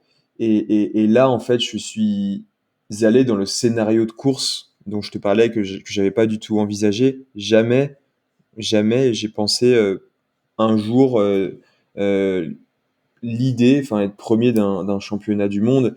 Et en fait, à partir de là, je pense, un peu déjoué au sens où j'ai plus trop su gérer mes émotions et je me suis laissé emporter par l'euphorie. Donc j'ai attaqué un tout petit peu plus que ce que j'avais prévu. Je suis allé tutoyer, enfin le SV2, donc frôler mon seuil, ce qui est pas rédhibitoire dans le cadre d'une course sur ultra. Enfin, j'avais prévu en fait de le faire, mais peut-être un peu plus tard pendant la course, aller vers SV2. Et en fait, à partir de ce moment-là, mes consommations en glucides, elles ont beaucoup augmenté, plus que ce qu'on avait prévu sur le plan. Or, comme on partait sur une partie en autonomie de 4 heures, globalement, ce que j'avais prévu pour ces 4 heures en autonomie, et ben avec ma course d'attaque, plutôt que ma course d'attente, ben, je l'avais consommé au bout de 2 heures. Donc pendant 2 heures, ça allait super bien. En plus, j'étais devant. Enfin, vraiment, j'avais l'impression de voler. C'était exceptionnel comme sensation. Franchement, j'ai kiffé de ouf. C'était trop bien. Et en fait, la troisième heure, quand je commence à fouiller dans mon sac pour continuer à manger et à mettre de l'énergie dans la machine, je me rends compte que j'ai plus rien. Donc là, je lève le pied, je me dis, oula, il reste encore 2 heures jusqu'au prochain assistant, ça va peut-être falloir y aller plus progressivement. Donc là, je lève un peu le pied sur la troisième heure, mais je sens que ça commence un peu à tanguer. Donc là, je me fais doubler par Andreas Reiter, l'Italien, qui finira deuxième finalement. Et puis en fait, la dernière heure, juste avant le ravitaillement, ça a été un calvaire absolu. D'un coup, j'ai pris un énorme coup derrière la tête et j'ai fait une hypoglycémie, ouais, un truc assez violent, euh, que j'ai beaucoup, ouais, assez violent et qui m'a enfin, qui m'a vraiment cassé les jambes et dont je suis assez fier aujourd'hui d'avoir su trouver les ressources mentales pour repartir ensuite. Mais oui, ça m'a emmené un petit peu dans mes retranchements. Jocelyn, pour expliquer justement l'hypoglycémie, on l'a pas abordé dans la première partie de cet épisode. Là, au regard de ce qu'a connu Baptiste, est-ce que tu peux expliquer quels sont les symptômes physiques là aussi pour comprendre ce qui se passe concrètement dans la machine, là, le corps réagit comment?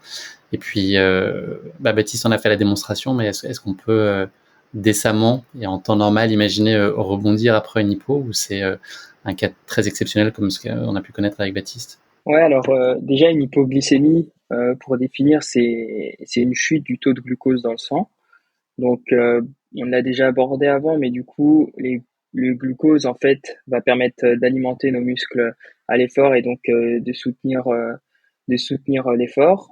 Baptiste, comme il a pu le dire aussi, est parti, enfin a eu un moment où il était un peu au-dessus de ce qu'on avait prévu en termes de quantité de glucides. Et donc, au final, il a dépensé plus que ce qu'il n'avait, pour faire simple. Et petit à petit, en fait, il a épuisé ses stocks de glycogène. Donc, par quoi ça s'apparente? Bah, généralement, ça s'apparente par une diminution des capacités physiques, donc jambes lourdes. Ça peut également être cette sensation de fracas, donc voilà, une sensation de faim qui va être très importante. Ça peut être des tremblements, de la palpitation, troubles de l'équilibre, troubles de la conscience, un manque de De lucidité. glucidité. Euh, J'ai des ça se matérialise par beaucoup. oh, Ouais. Très fort. Et mais ça, c'est un catalogue. Je pense, j'ai tout traversé effectivement. J'ai parcouru tout le catalogue Ouais. de l'hypoglycémie. Plus secret pour moi. Ouais, donc et voilà, quand on est touché par une forte hypoglycémie, ben, il y a juste plus d'énergie qui arrive aux muscles et également du coup au cerveau. Le cerveau, il faut savoir qu'il est glucodépendant, donc il est alimenté presque exclusivement par le glucose. Et donc c'est vrai qu'il y a une défaillance qui est physique, mais qui est aussi mentale. Et c'est là où tout est le problème, notamment sur les courses d'ultra, où quand un petit peu avant la mi-course, on est atteint d'une hypoglycémie, bah c'est très dur de repartir parce que déjà c'est très difficile de refaire les stocks quand ils sont bas, bah ils sont bas, on les a épuisés. Et là où Baptiste a été malin, mais aussi qui a peut-être pu lui coûter un peu plus cher, c'est que voilà, on passe l'hypoglycémie, il faut directement manger en fait. Alors là, ce il a pas pu le faire forcément parce que du coup dans le sac il y avait plus assez de ravitaillement pour le faire. Néanmoins, il l'a fait sur le ravitaillement qui a suivi et c'est la seule chose à faire, c'est essayer de resucrer pour retrouver une disponibilité normale, réaugmenter notre glycémie, retourner à un niveau basal normal et ensuite bah, s'alimenter tout au long de l'effort jusqu'à la fin et essayer de maintenir ce taux de glycémie, sachant que nos stocks endogènes, donc nos stocks au sein de notre organisme sont très faibles et permettent plus de pouvoir jouer comme on peut le faire lorsqu'ils sont pleins. Donc voilà, c'est une grosse problématique une fois qu'on est touché par une hypoglycémie, c'est très très dur d'en ressortir et Baptiste a su le faire vaillamment et il a plus que bien fait. Je pense que il y en a pas beaucoup qui arrivent à se reconcentrer sur l'objectif et réussir à terminer la course et en finissant en up, enfin en augmentant presque son niveau par rapport à avant son hypoglycémie. Mais c'est vrai qu'une fois que les stocks sont faibles, bon bah la course est perdue et malheureusement, faut essayer de se trouver d'autres objectifs et je pense que c'est ce qu'il a su faire. Donc, ouais, difficile de se remettre d'une hypoglycémie, mais pas impossible. Et est-ce qu'il y a un risque sur les ravitaux, justement, là, le ravito d'après, où d'un seul coup, là, c'est open bar pour toi, Baptiste, à gloutonner les choses, en fait. Je pense que tu pourrais nous donner là aussi un exemple de ce que tu as pris à ce moment-là, parce que la liste est assez impressionnante. Est-ce que là, l'espèce de réflexe et d'envie soudaine d'ingurgiter au maximum et de remonter les niveaux, là, le stock, est-ce que ça peut être aussi préjudiciable si c'est trop rapproché et concentré? Carrément, carrément. Je pense que j'ai commis 2 erreurs de gloutonnerie. La la 1re, c'est que dans cette fameuse montée, en fait, qui était très très vicieuse parce qu'en fait, c'était une montée, haute en altitude, entre 2000 et 2600 d'altitude, une longue piste de ski très raide où en fait, on voyait tout le monde, tous les écarts et surtout on voyait le ravitaillement, qui ressemblait vraiment à un restaurant d'altitude en haut de cette montée. Donc du coup, j'avais vraiment, cette envie, enfin l'objectif il était très concret, il fallait que je me rapproche de ce restaurant d'altitude. Donc là déjà je m'étais mis dans ce mood-là, de me dire que c'est un restaurant d'altitude et que je vais bientôt manger. Et ensuite il y avait un petit ruisseau juste à côté, tout le long de cette montée. Et en fait je mentais à moi-même en me disant que c'était du coca. Et donc du coup je buvais énormément d'eau. Je me suis arrêté 2-3 fois à remplir ma flasque, voire peut-être même 3-4 fois. J'ai plus trop de souvenirs en fait, c'est vraiment très flou en me disant c'est du coca et donc du coup en fait je buvais de l'eau et j'imaginais que c'était du coca. Donc déjà je pense que j'ai bu de l'eau qui était fraîche, pas forcément de très bonne qualité.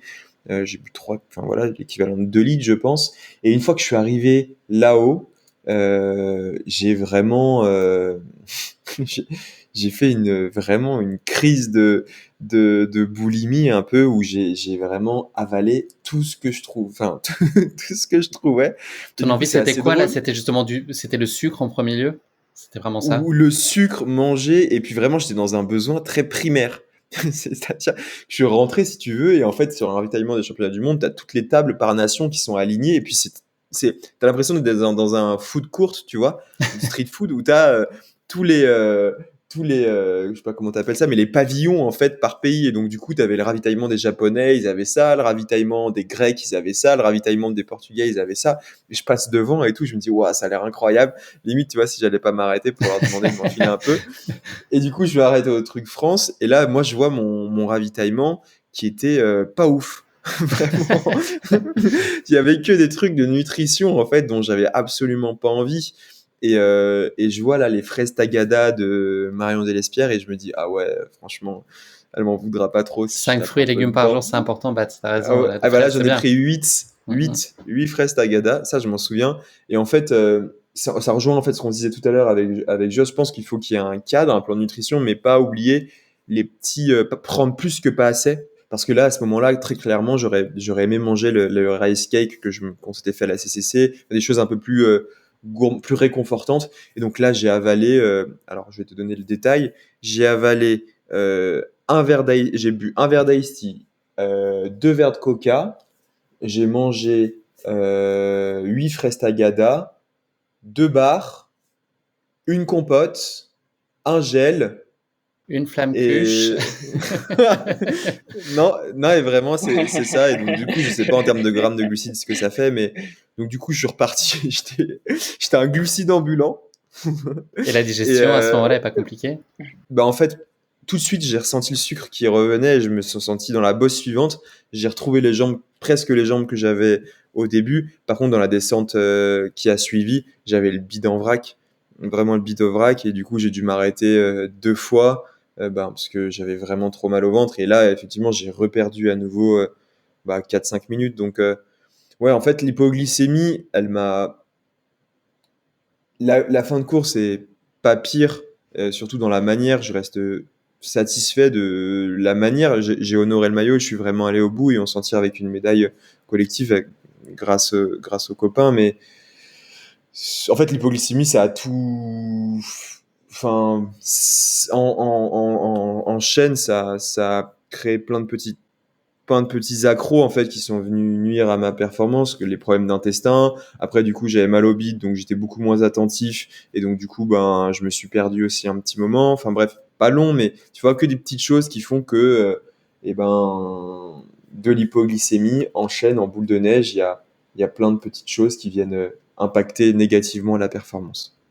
Si tu devais synthétiser en une phrase l'idée qui te tient là, au moment où voilà, tu as vu des dizaines de coureurs te dépasser dans la montée qui précédait le ravitaillement, et que là il reste quand même un titre par équipe à aller chercher, c'est même pas défendre mais à aller chercher. S'il y avait l'idée phare qui te tient et qui te donne envie de mettre un pied après l'autre et puis te donner toutes les chances de relancer la machine et puis d'aller chercher autant que possible cette médaille supplémentaire. Et si tu pouvais synthétiser cette idée en une phrase. Mon mood, en fait, c'était très simple, comme j'arrivais plus à penser. J'avais qu'une phrase en tête, c'était honorer le maillot. Et du coup, pour moi, il y avait 2 solutions. C'était soit on m'arrêtait ou je faisais un malaise et je finissais dans la tente et en fait on m'avait arrêté, du coup je pouvais pas arrêter. Soit j'allais au bout du bout de ce que je pouvais faire et au final c'est passé et j'en suis hyper heureux. En fait, c'est marrant, cette course, c'est pas une phrase, mais cette course qui m'a appris, c'est que c'est la seule course, je trouve, où tu peux jouer, perdre, mais ensuite tu peux regagner. Normalement, tu joues, tu perds, tu as perdu, c'est fini. Là, j'ai joué, j'ai perdu, et à la fin, j'ai regagné. Je suis presque reconnaissant du destin d'avoir fait en sorte que cet apprentissage-là, il soit arrivé sur cette course-là, parce que si c'était sur un autre ultra, en passant de premier à 30e, c'est sûr que je repartais pas et que, et que j'aurais pas eu ce côté un peu renaissance et reconquête que j'ai expérimenté par la suite et qui va me servir pour toute ma carrière en fait. Parce que je me suis rendu compte que tu peux revenir de loin. Le phénix. Ouais. Moi, j'avais pas la prétention de dire le phénix, mais je volais pas non plus, hein, je vais pas te mentir. L'hypoglouton. Ouais. Donc ce titre, il a fallu aller le chercher. Baptiste, t'as pas eu de répit puisque jusqu'à la dernière bosse, la menace américaine était très présente. Donc il a fallu donner jusqu'au dernier mètre pour remettre en contexte pour ceux qui n'ont peut-être pas l'information. Donc vous avez été titré avec l'équipe de France et notamment Benjamin Robiol qui a été un brillant vainqueur de la course et Thibaut Garavi lui aussi un excellent 4e et toi Baptiste tu as fini à la 17e place. Donc tout ça c'était synonyme d'un titre mondial et ça se prend évidemment. Parce que le titre mondial se décroche en additionnant le temps des 3 premiers par nation. Exactement. Donc il y a eu une haute lutte avec les coureurs américains jusqu'au bout. Question pour toi, Joss, est-ce que tu as bouffé la feuille de match là derrière ton écran en voyant ce qui se passait à distance, puisque tu n'étais pas sur place, tu n'as pas eu cette chance-là. Comment toi tu as réagi, et puis quelle a pu être ta contribution toi à distance pour un peu guider de ce que tu vois, tu pouvais observer. J'imagine que ça n'a pas été simple. Donc c'est quoi toi ton regard aussi un peu de la fait, personne très impliquée, mais en même temps un peu extérieure à une situation qui t'échappe et qui est à distance, donc moins simple d'avoir de la prise dessus.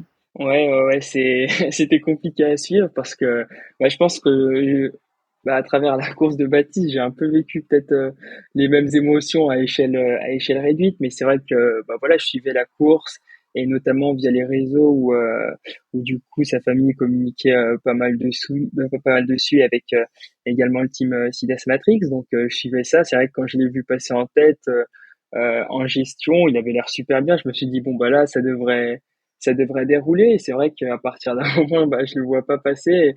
Et là, je me dis merde, il y a quelque chose. Donc, je l'ai pas su tout de suite. Je l'ai su du coup après une story qui a été postée. Et du coup, la première chose que j'ai faite, c'est la story où c'est de Baptiste fait répondre du dos à la crawlé dans story et lui la dire petite bon, rivière qui coule, c'est ça? ouais, c'est ça. Il s'était trompé de sport tout un temps. Et mais du coup, j'ai essayé de faire passer, j'ai fait passer l'info au plus vite.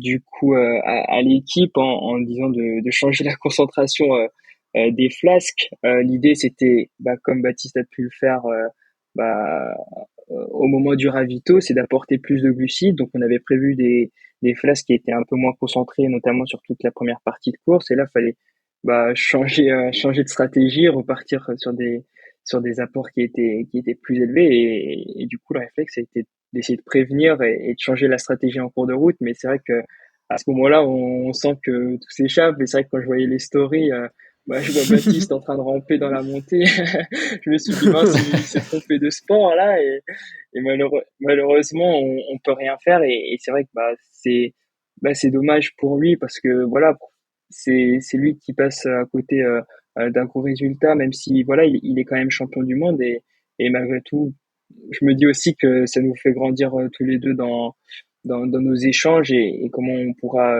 prévoir les prochaines courses. Donc, c'est de l'apprentissage pour lui, également pour moi aussi, où c'est vrai que j'avais peut-être euh, un petit peu abaissé voilà, les quantités de glucides.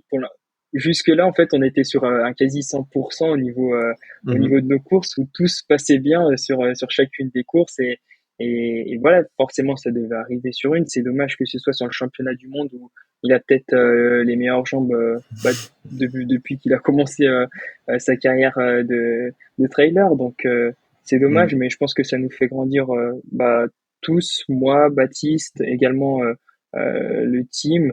Donc, je pense que c'est une erreur qu'on ne fera pas pour la suite et Ouais, on juste une apprend petite anecdote, Guillaume, c'est en fait à l'issue de, enfin, généralement je récupère mon portable, allez, je dirais une journée après la course, comme ça je suis sûr de bien profiter et d'être vraiment dans l'instant présent. Et puis après redécouvrir un peu tous les messages 24 heures après, ça permet de s'y replonger. Et là, du coup, je vois les messages de Joss qui écrivait en fait à ma petite sœur qui tenait justement, qui faisait la vidéo et qui tenait un petit peu le suivi en live. Et j'ai été vraiment, je te promets, j'ai été ému et touché par la détresse qu'il y avait dans les, dans les messages, en mode faites ci, faites ça. Vraiment, en fait, en live, et c'est pour dire en fait le côté combien c'est génial de savoir qu'il y a quelqu'un, même il y a plusieurs personnes, mais qu'on qu'on n'est pas seul en fait, et qu'il y a des gens qui veillent sur nous. Et voilà, quand j'ai découvert le message, je me souviens très bien où j'étais. C'était le lendemain à Innsbruck. Ouais, ça m'a touché. Et comme dit Joss, c'est dommage que ça tombe sur un championnat du monde, mais en même temps, c'est cool que ça tombe sur un championnat du monde parce que du coup, c'est la seule course où j'avais la carotte pour me remobiliser. Et en fait, vraiment, moi j'ai eu un scénario de course où je finis 17e, mais en fait on me célèbre comme si je finissais premier parce qu'au final je suis au fight pour la médaille d'or, le titre de champion du monde. Donc dans le dernier, je dois sprinter jusqu'à la fin, j'ai une ligne droite incroyable. Enfin bref, c'était le scénario a été plutôt gentil avec moi. Il y a déjà l'avenir qui se dessine, ça a été un apprentissage, on l'a compris, ça a été un mal pour un bien sur plein de points. La chose que toi t'emmènes, Baptiste, dans ton sac à dos jusqu'à l'UTMB, qui est ton prochain gros objectif, et toi, Jocelyn, là, s'il y avait un enseignement, quelque chose que vous avez retenu, qui peut être effectivement le rebond ou qui peut être un apprentissage sur ce qui n'a pas été. Enfin voilà, qu'est-ce que l'un et l'autre vous retenez de cette course-là? Ce qui va être bien, c'est que pour ma part, enfin, normalement, je devrais suivre l'UTMB avec Tu vas économiser les Ursula textos. Smatrix. Donc, Tu vas si économiser ton jamais il y a une forfait. info, ouais, je vais économiser un petit peu. Exactement. Je pourrais économiser mon forfait. Non, mais c'est vrai que je serai un peu plus présent sur place également pour voir au niveau des ravitaux comment ça se passe, au niveau de son ressenti aussi. Je pense que euh, pour euh, pour ajuster la stratégie un petit peu sur l'instant T, ce sera un peu plus simple. Mais l'idée, ce sera de prévoir en plus. Là, le fait qu'il se retrouve à sec au bout de 2 heures entre deux ravitaux, alors que voilà, il est au milieu entre les deux ravitaux.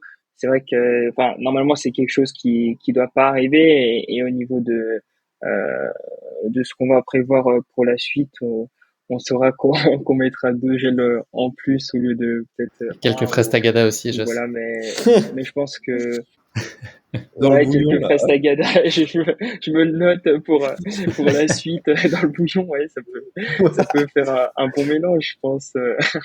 Mais ouais, non, on va prévoir en gros et des aliments Mm. plaisir, des aliments qui pourra consommer en course, qui pourra consommer sur les ravitaux, qui pourra lui faire plaisir. Enfin, un peu tout ce qu'on a pu aborder et je pense aussi que ce sera peut-être un peu plus simple sur l'UTMB vu que ce sera Thomas Janichon qui fera les ravitaillements. Je pense qu'il y a aussi euh,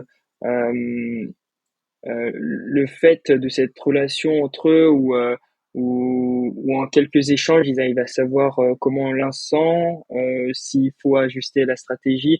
Peut-être que voilà, euh, il y a avec l'équipe de France, c'est pas forcément les mêmes assistants, donc peut-être qu'il n'y a pas la même dynamique. Enfin, il y a plein de choses qui changent aussi, et bon, pas par rapport à ça, c'est vrai qu'on pourra un peu plus ajuster, Thomas donc qui ça va être qui est cool manager aussi. du team aussi d'Asmatrix pour remettre en contexte. Et toi, Ouais. Baptiste, qu'est-ce qu'il y a en plus là comme apprentissage? De quoi tu charges ton sac de savoir suite à cette course? Une petite chose en plus. Eh ben, il y a pas une chose, je suis désolé, il y a 3 choses, mais promis, je vais faire synthétique. La première, c'est que il faut pas s'interdire d'envisager le meilleur parce que c'est pas en l'envisageant parce que moi je suis superstitieux, donc je préfère ne pas l'envisager parce que je me dis si je l'envisage, c'est sûr qu'il va pas arriver. Donc du coup, comme je te dis, j'avais jamais envisagé ce scénario d'être en première position et donc du coup, quand c'est arrivé, j'ai pas su gérer mes émotions. Je dis pas que je vais être dans un scénario similaire à l'UTMB, ça n'arrivera pas, mais en tout cas, vraiment tout balayer et pas faire que les pires scénarios. Aussi se préparer. En fait, il faut se préparer au meilleur, je pense. Il faut se préparer au pire, mais aussi il faut pas oublier de se préparer au meilleur parce que si t'es pas préparé, quand ça arrive, tu sais pas le gérer. Donc ça, c'est la première chose.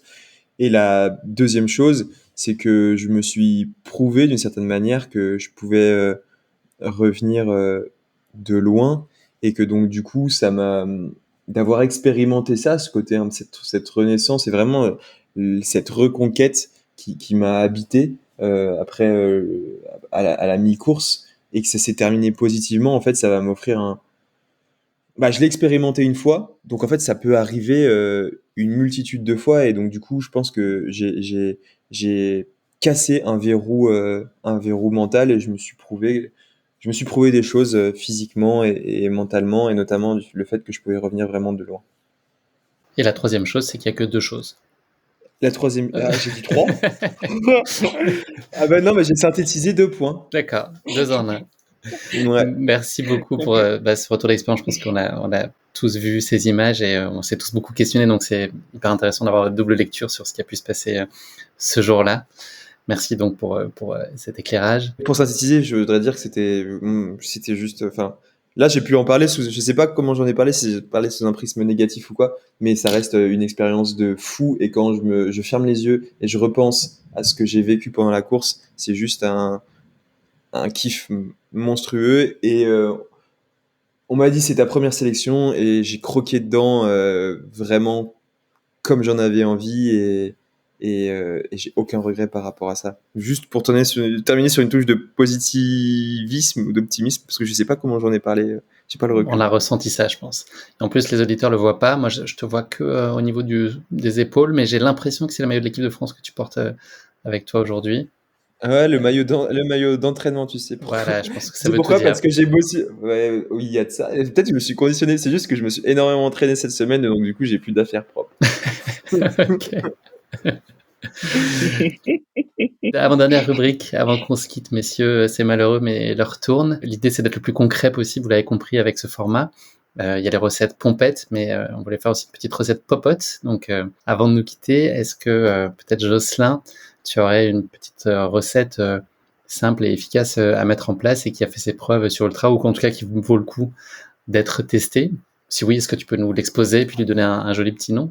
Ouais, ouais, alors, on a la spéciale rice cake Oreo qui a fait des fureurs sur quelques courses, aussi bien pour Baptiste que pour les assistants Ouais, qui, c'est vrai, qui c'est suivaient. vrai, Donc, l'idée, c'est c'est de vrai. Il faut prendre. préciser, donc Noé Rogier qui est dans mon team, au Lavaredo, j'avais pas fini tout mon rice cake Oreo que j'avais prévu pour les ravitaillements.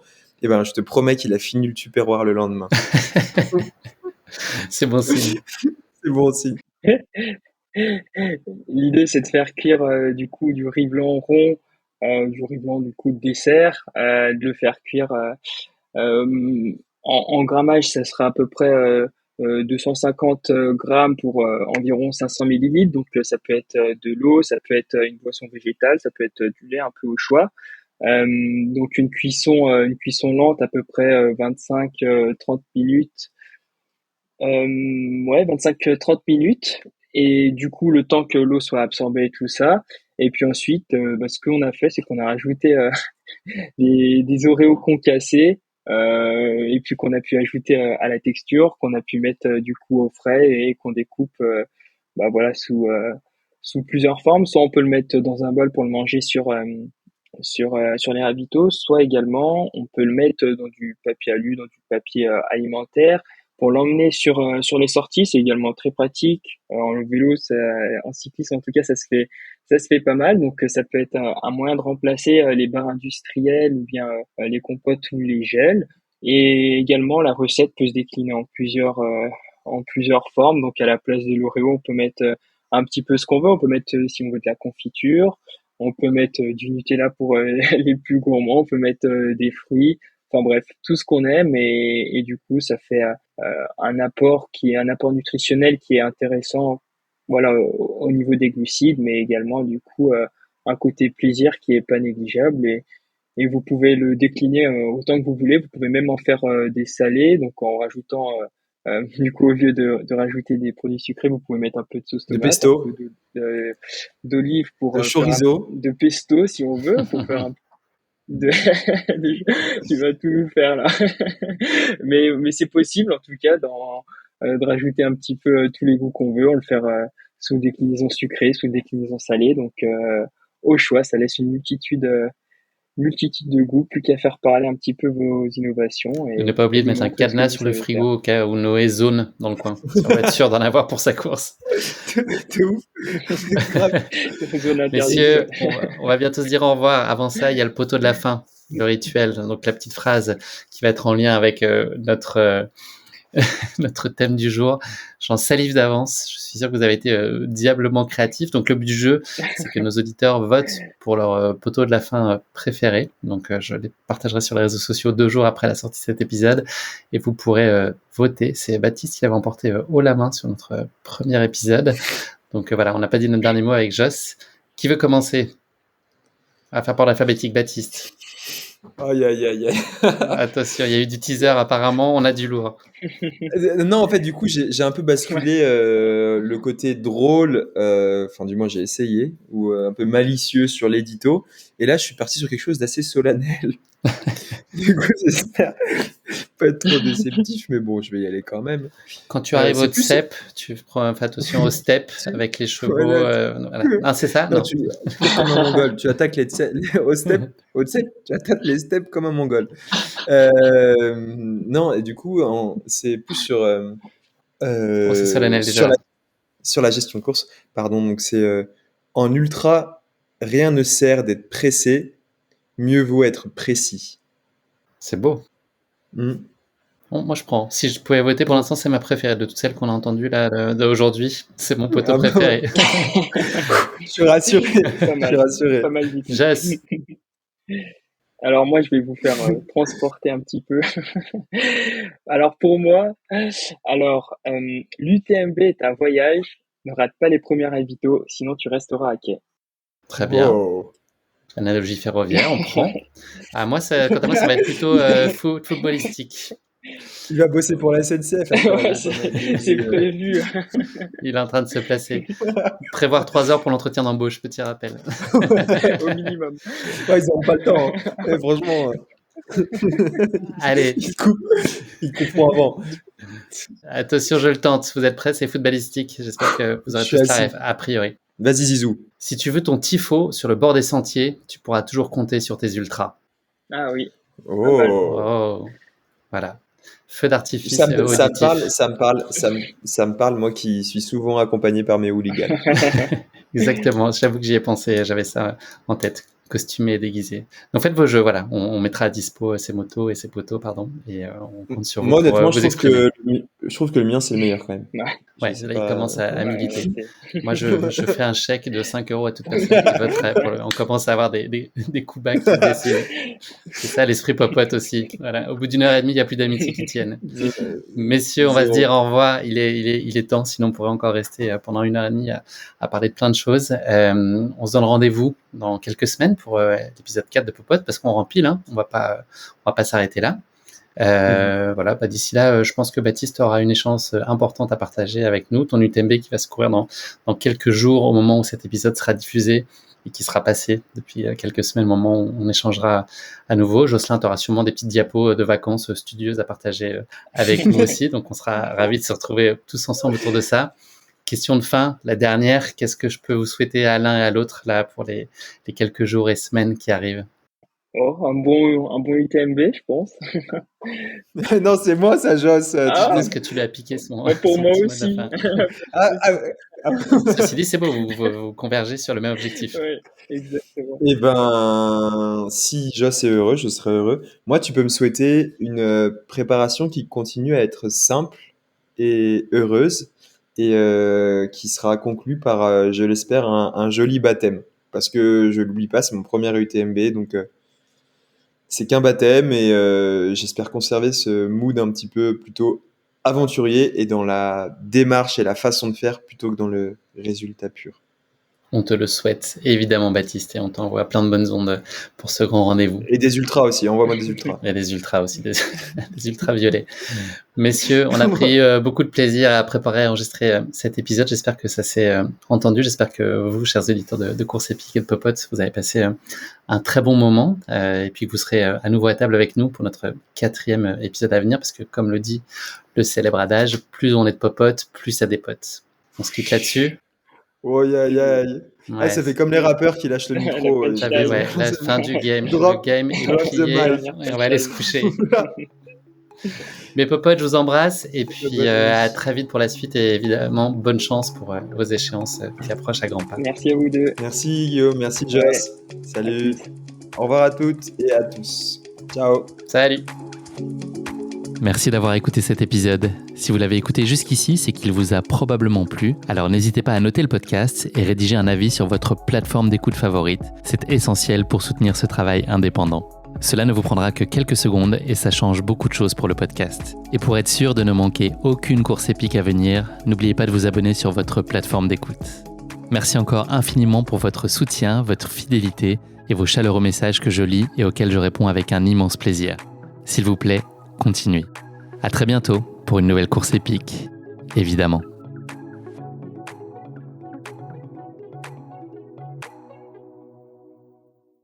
Bat, peut-être juste rester à distance un peu constante, parce que le son n'est pas exactement peut-être le même quand tu es là ou là, je pense, c'est possible. Ah, ça pardon. Voilà. Il est couché dans son Ah, bah là, lit, en fait, j'étais en train de me détendre. Ah ouais, là, mais là, j'étais en train de glisser, là. C'est peinard. Fax, séance de fax. Ok. Ah ouais, j'étais bien, là. Fax, ouais, j'étais en train de me faxer. Allez. Ah, mieux vaut, ouais, non, je À la m'arrête là. plage, quoi. À la plage. Si, il y en avait une qui était bien, vas-y, mieux vaut se faxer que... Non, non. Ok, J'arrête. ok, parfait. Tu sais que ce sera dans le bêtisier à la fin de l'épisode, ça, de toute façon. Oh, aïe. Ouais. Ouais, mais personne va jusqu'à la fin de l'épisode, si. Sinon, Avec ça vous, se saurait. forcément. Mais si. Il n'y a que des finishers dans ma team. Ah oui, que des finishers. Bien vu.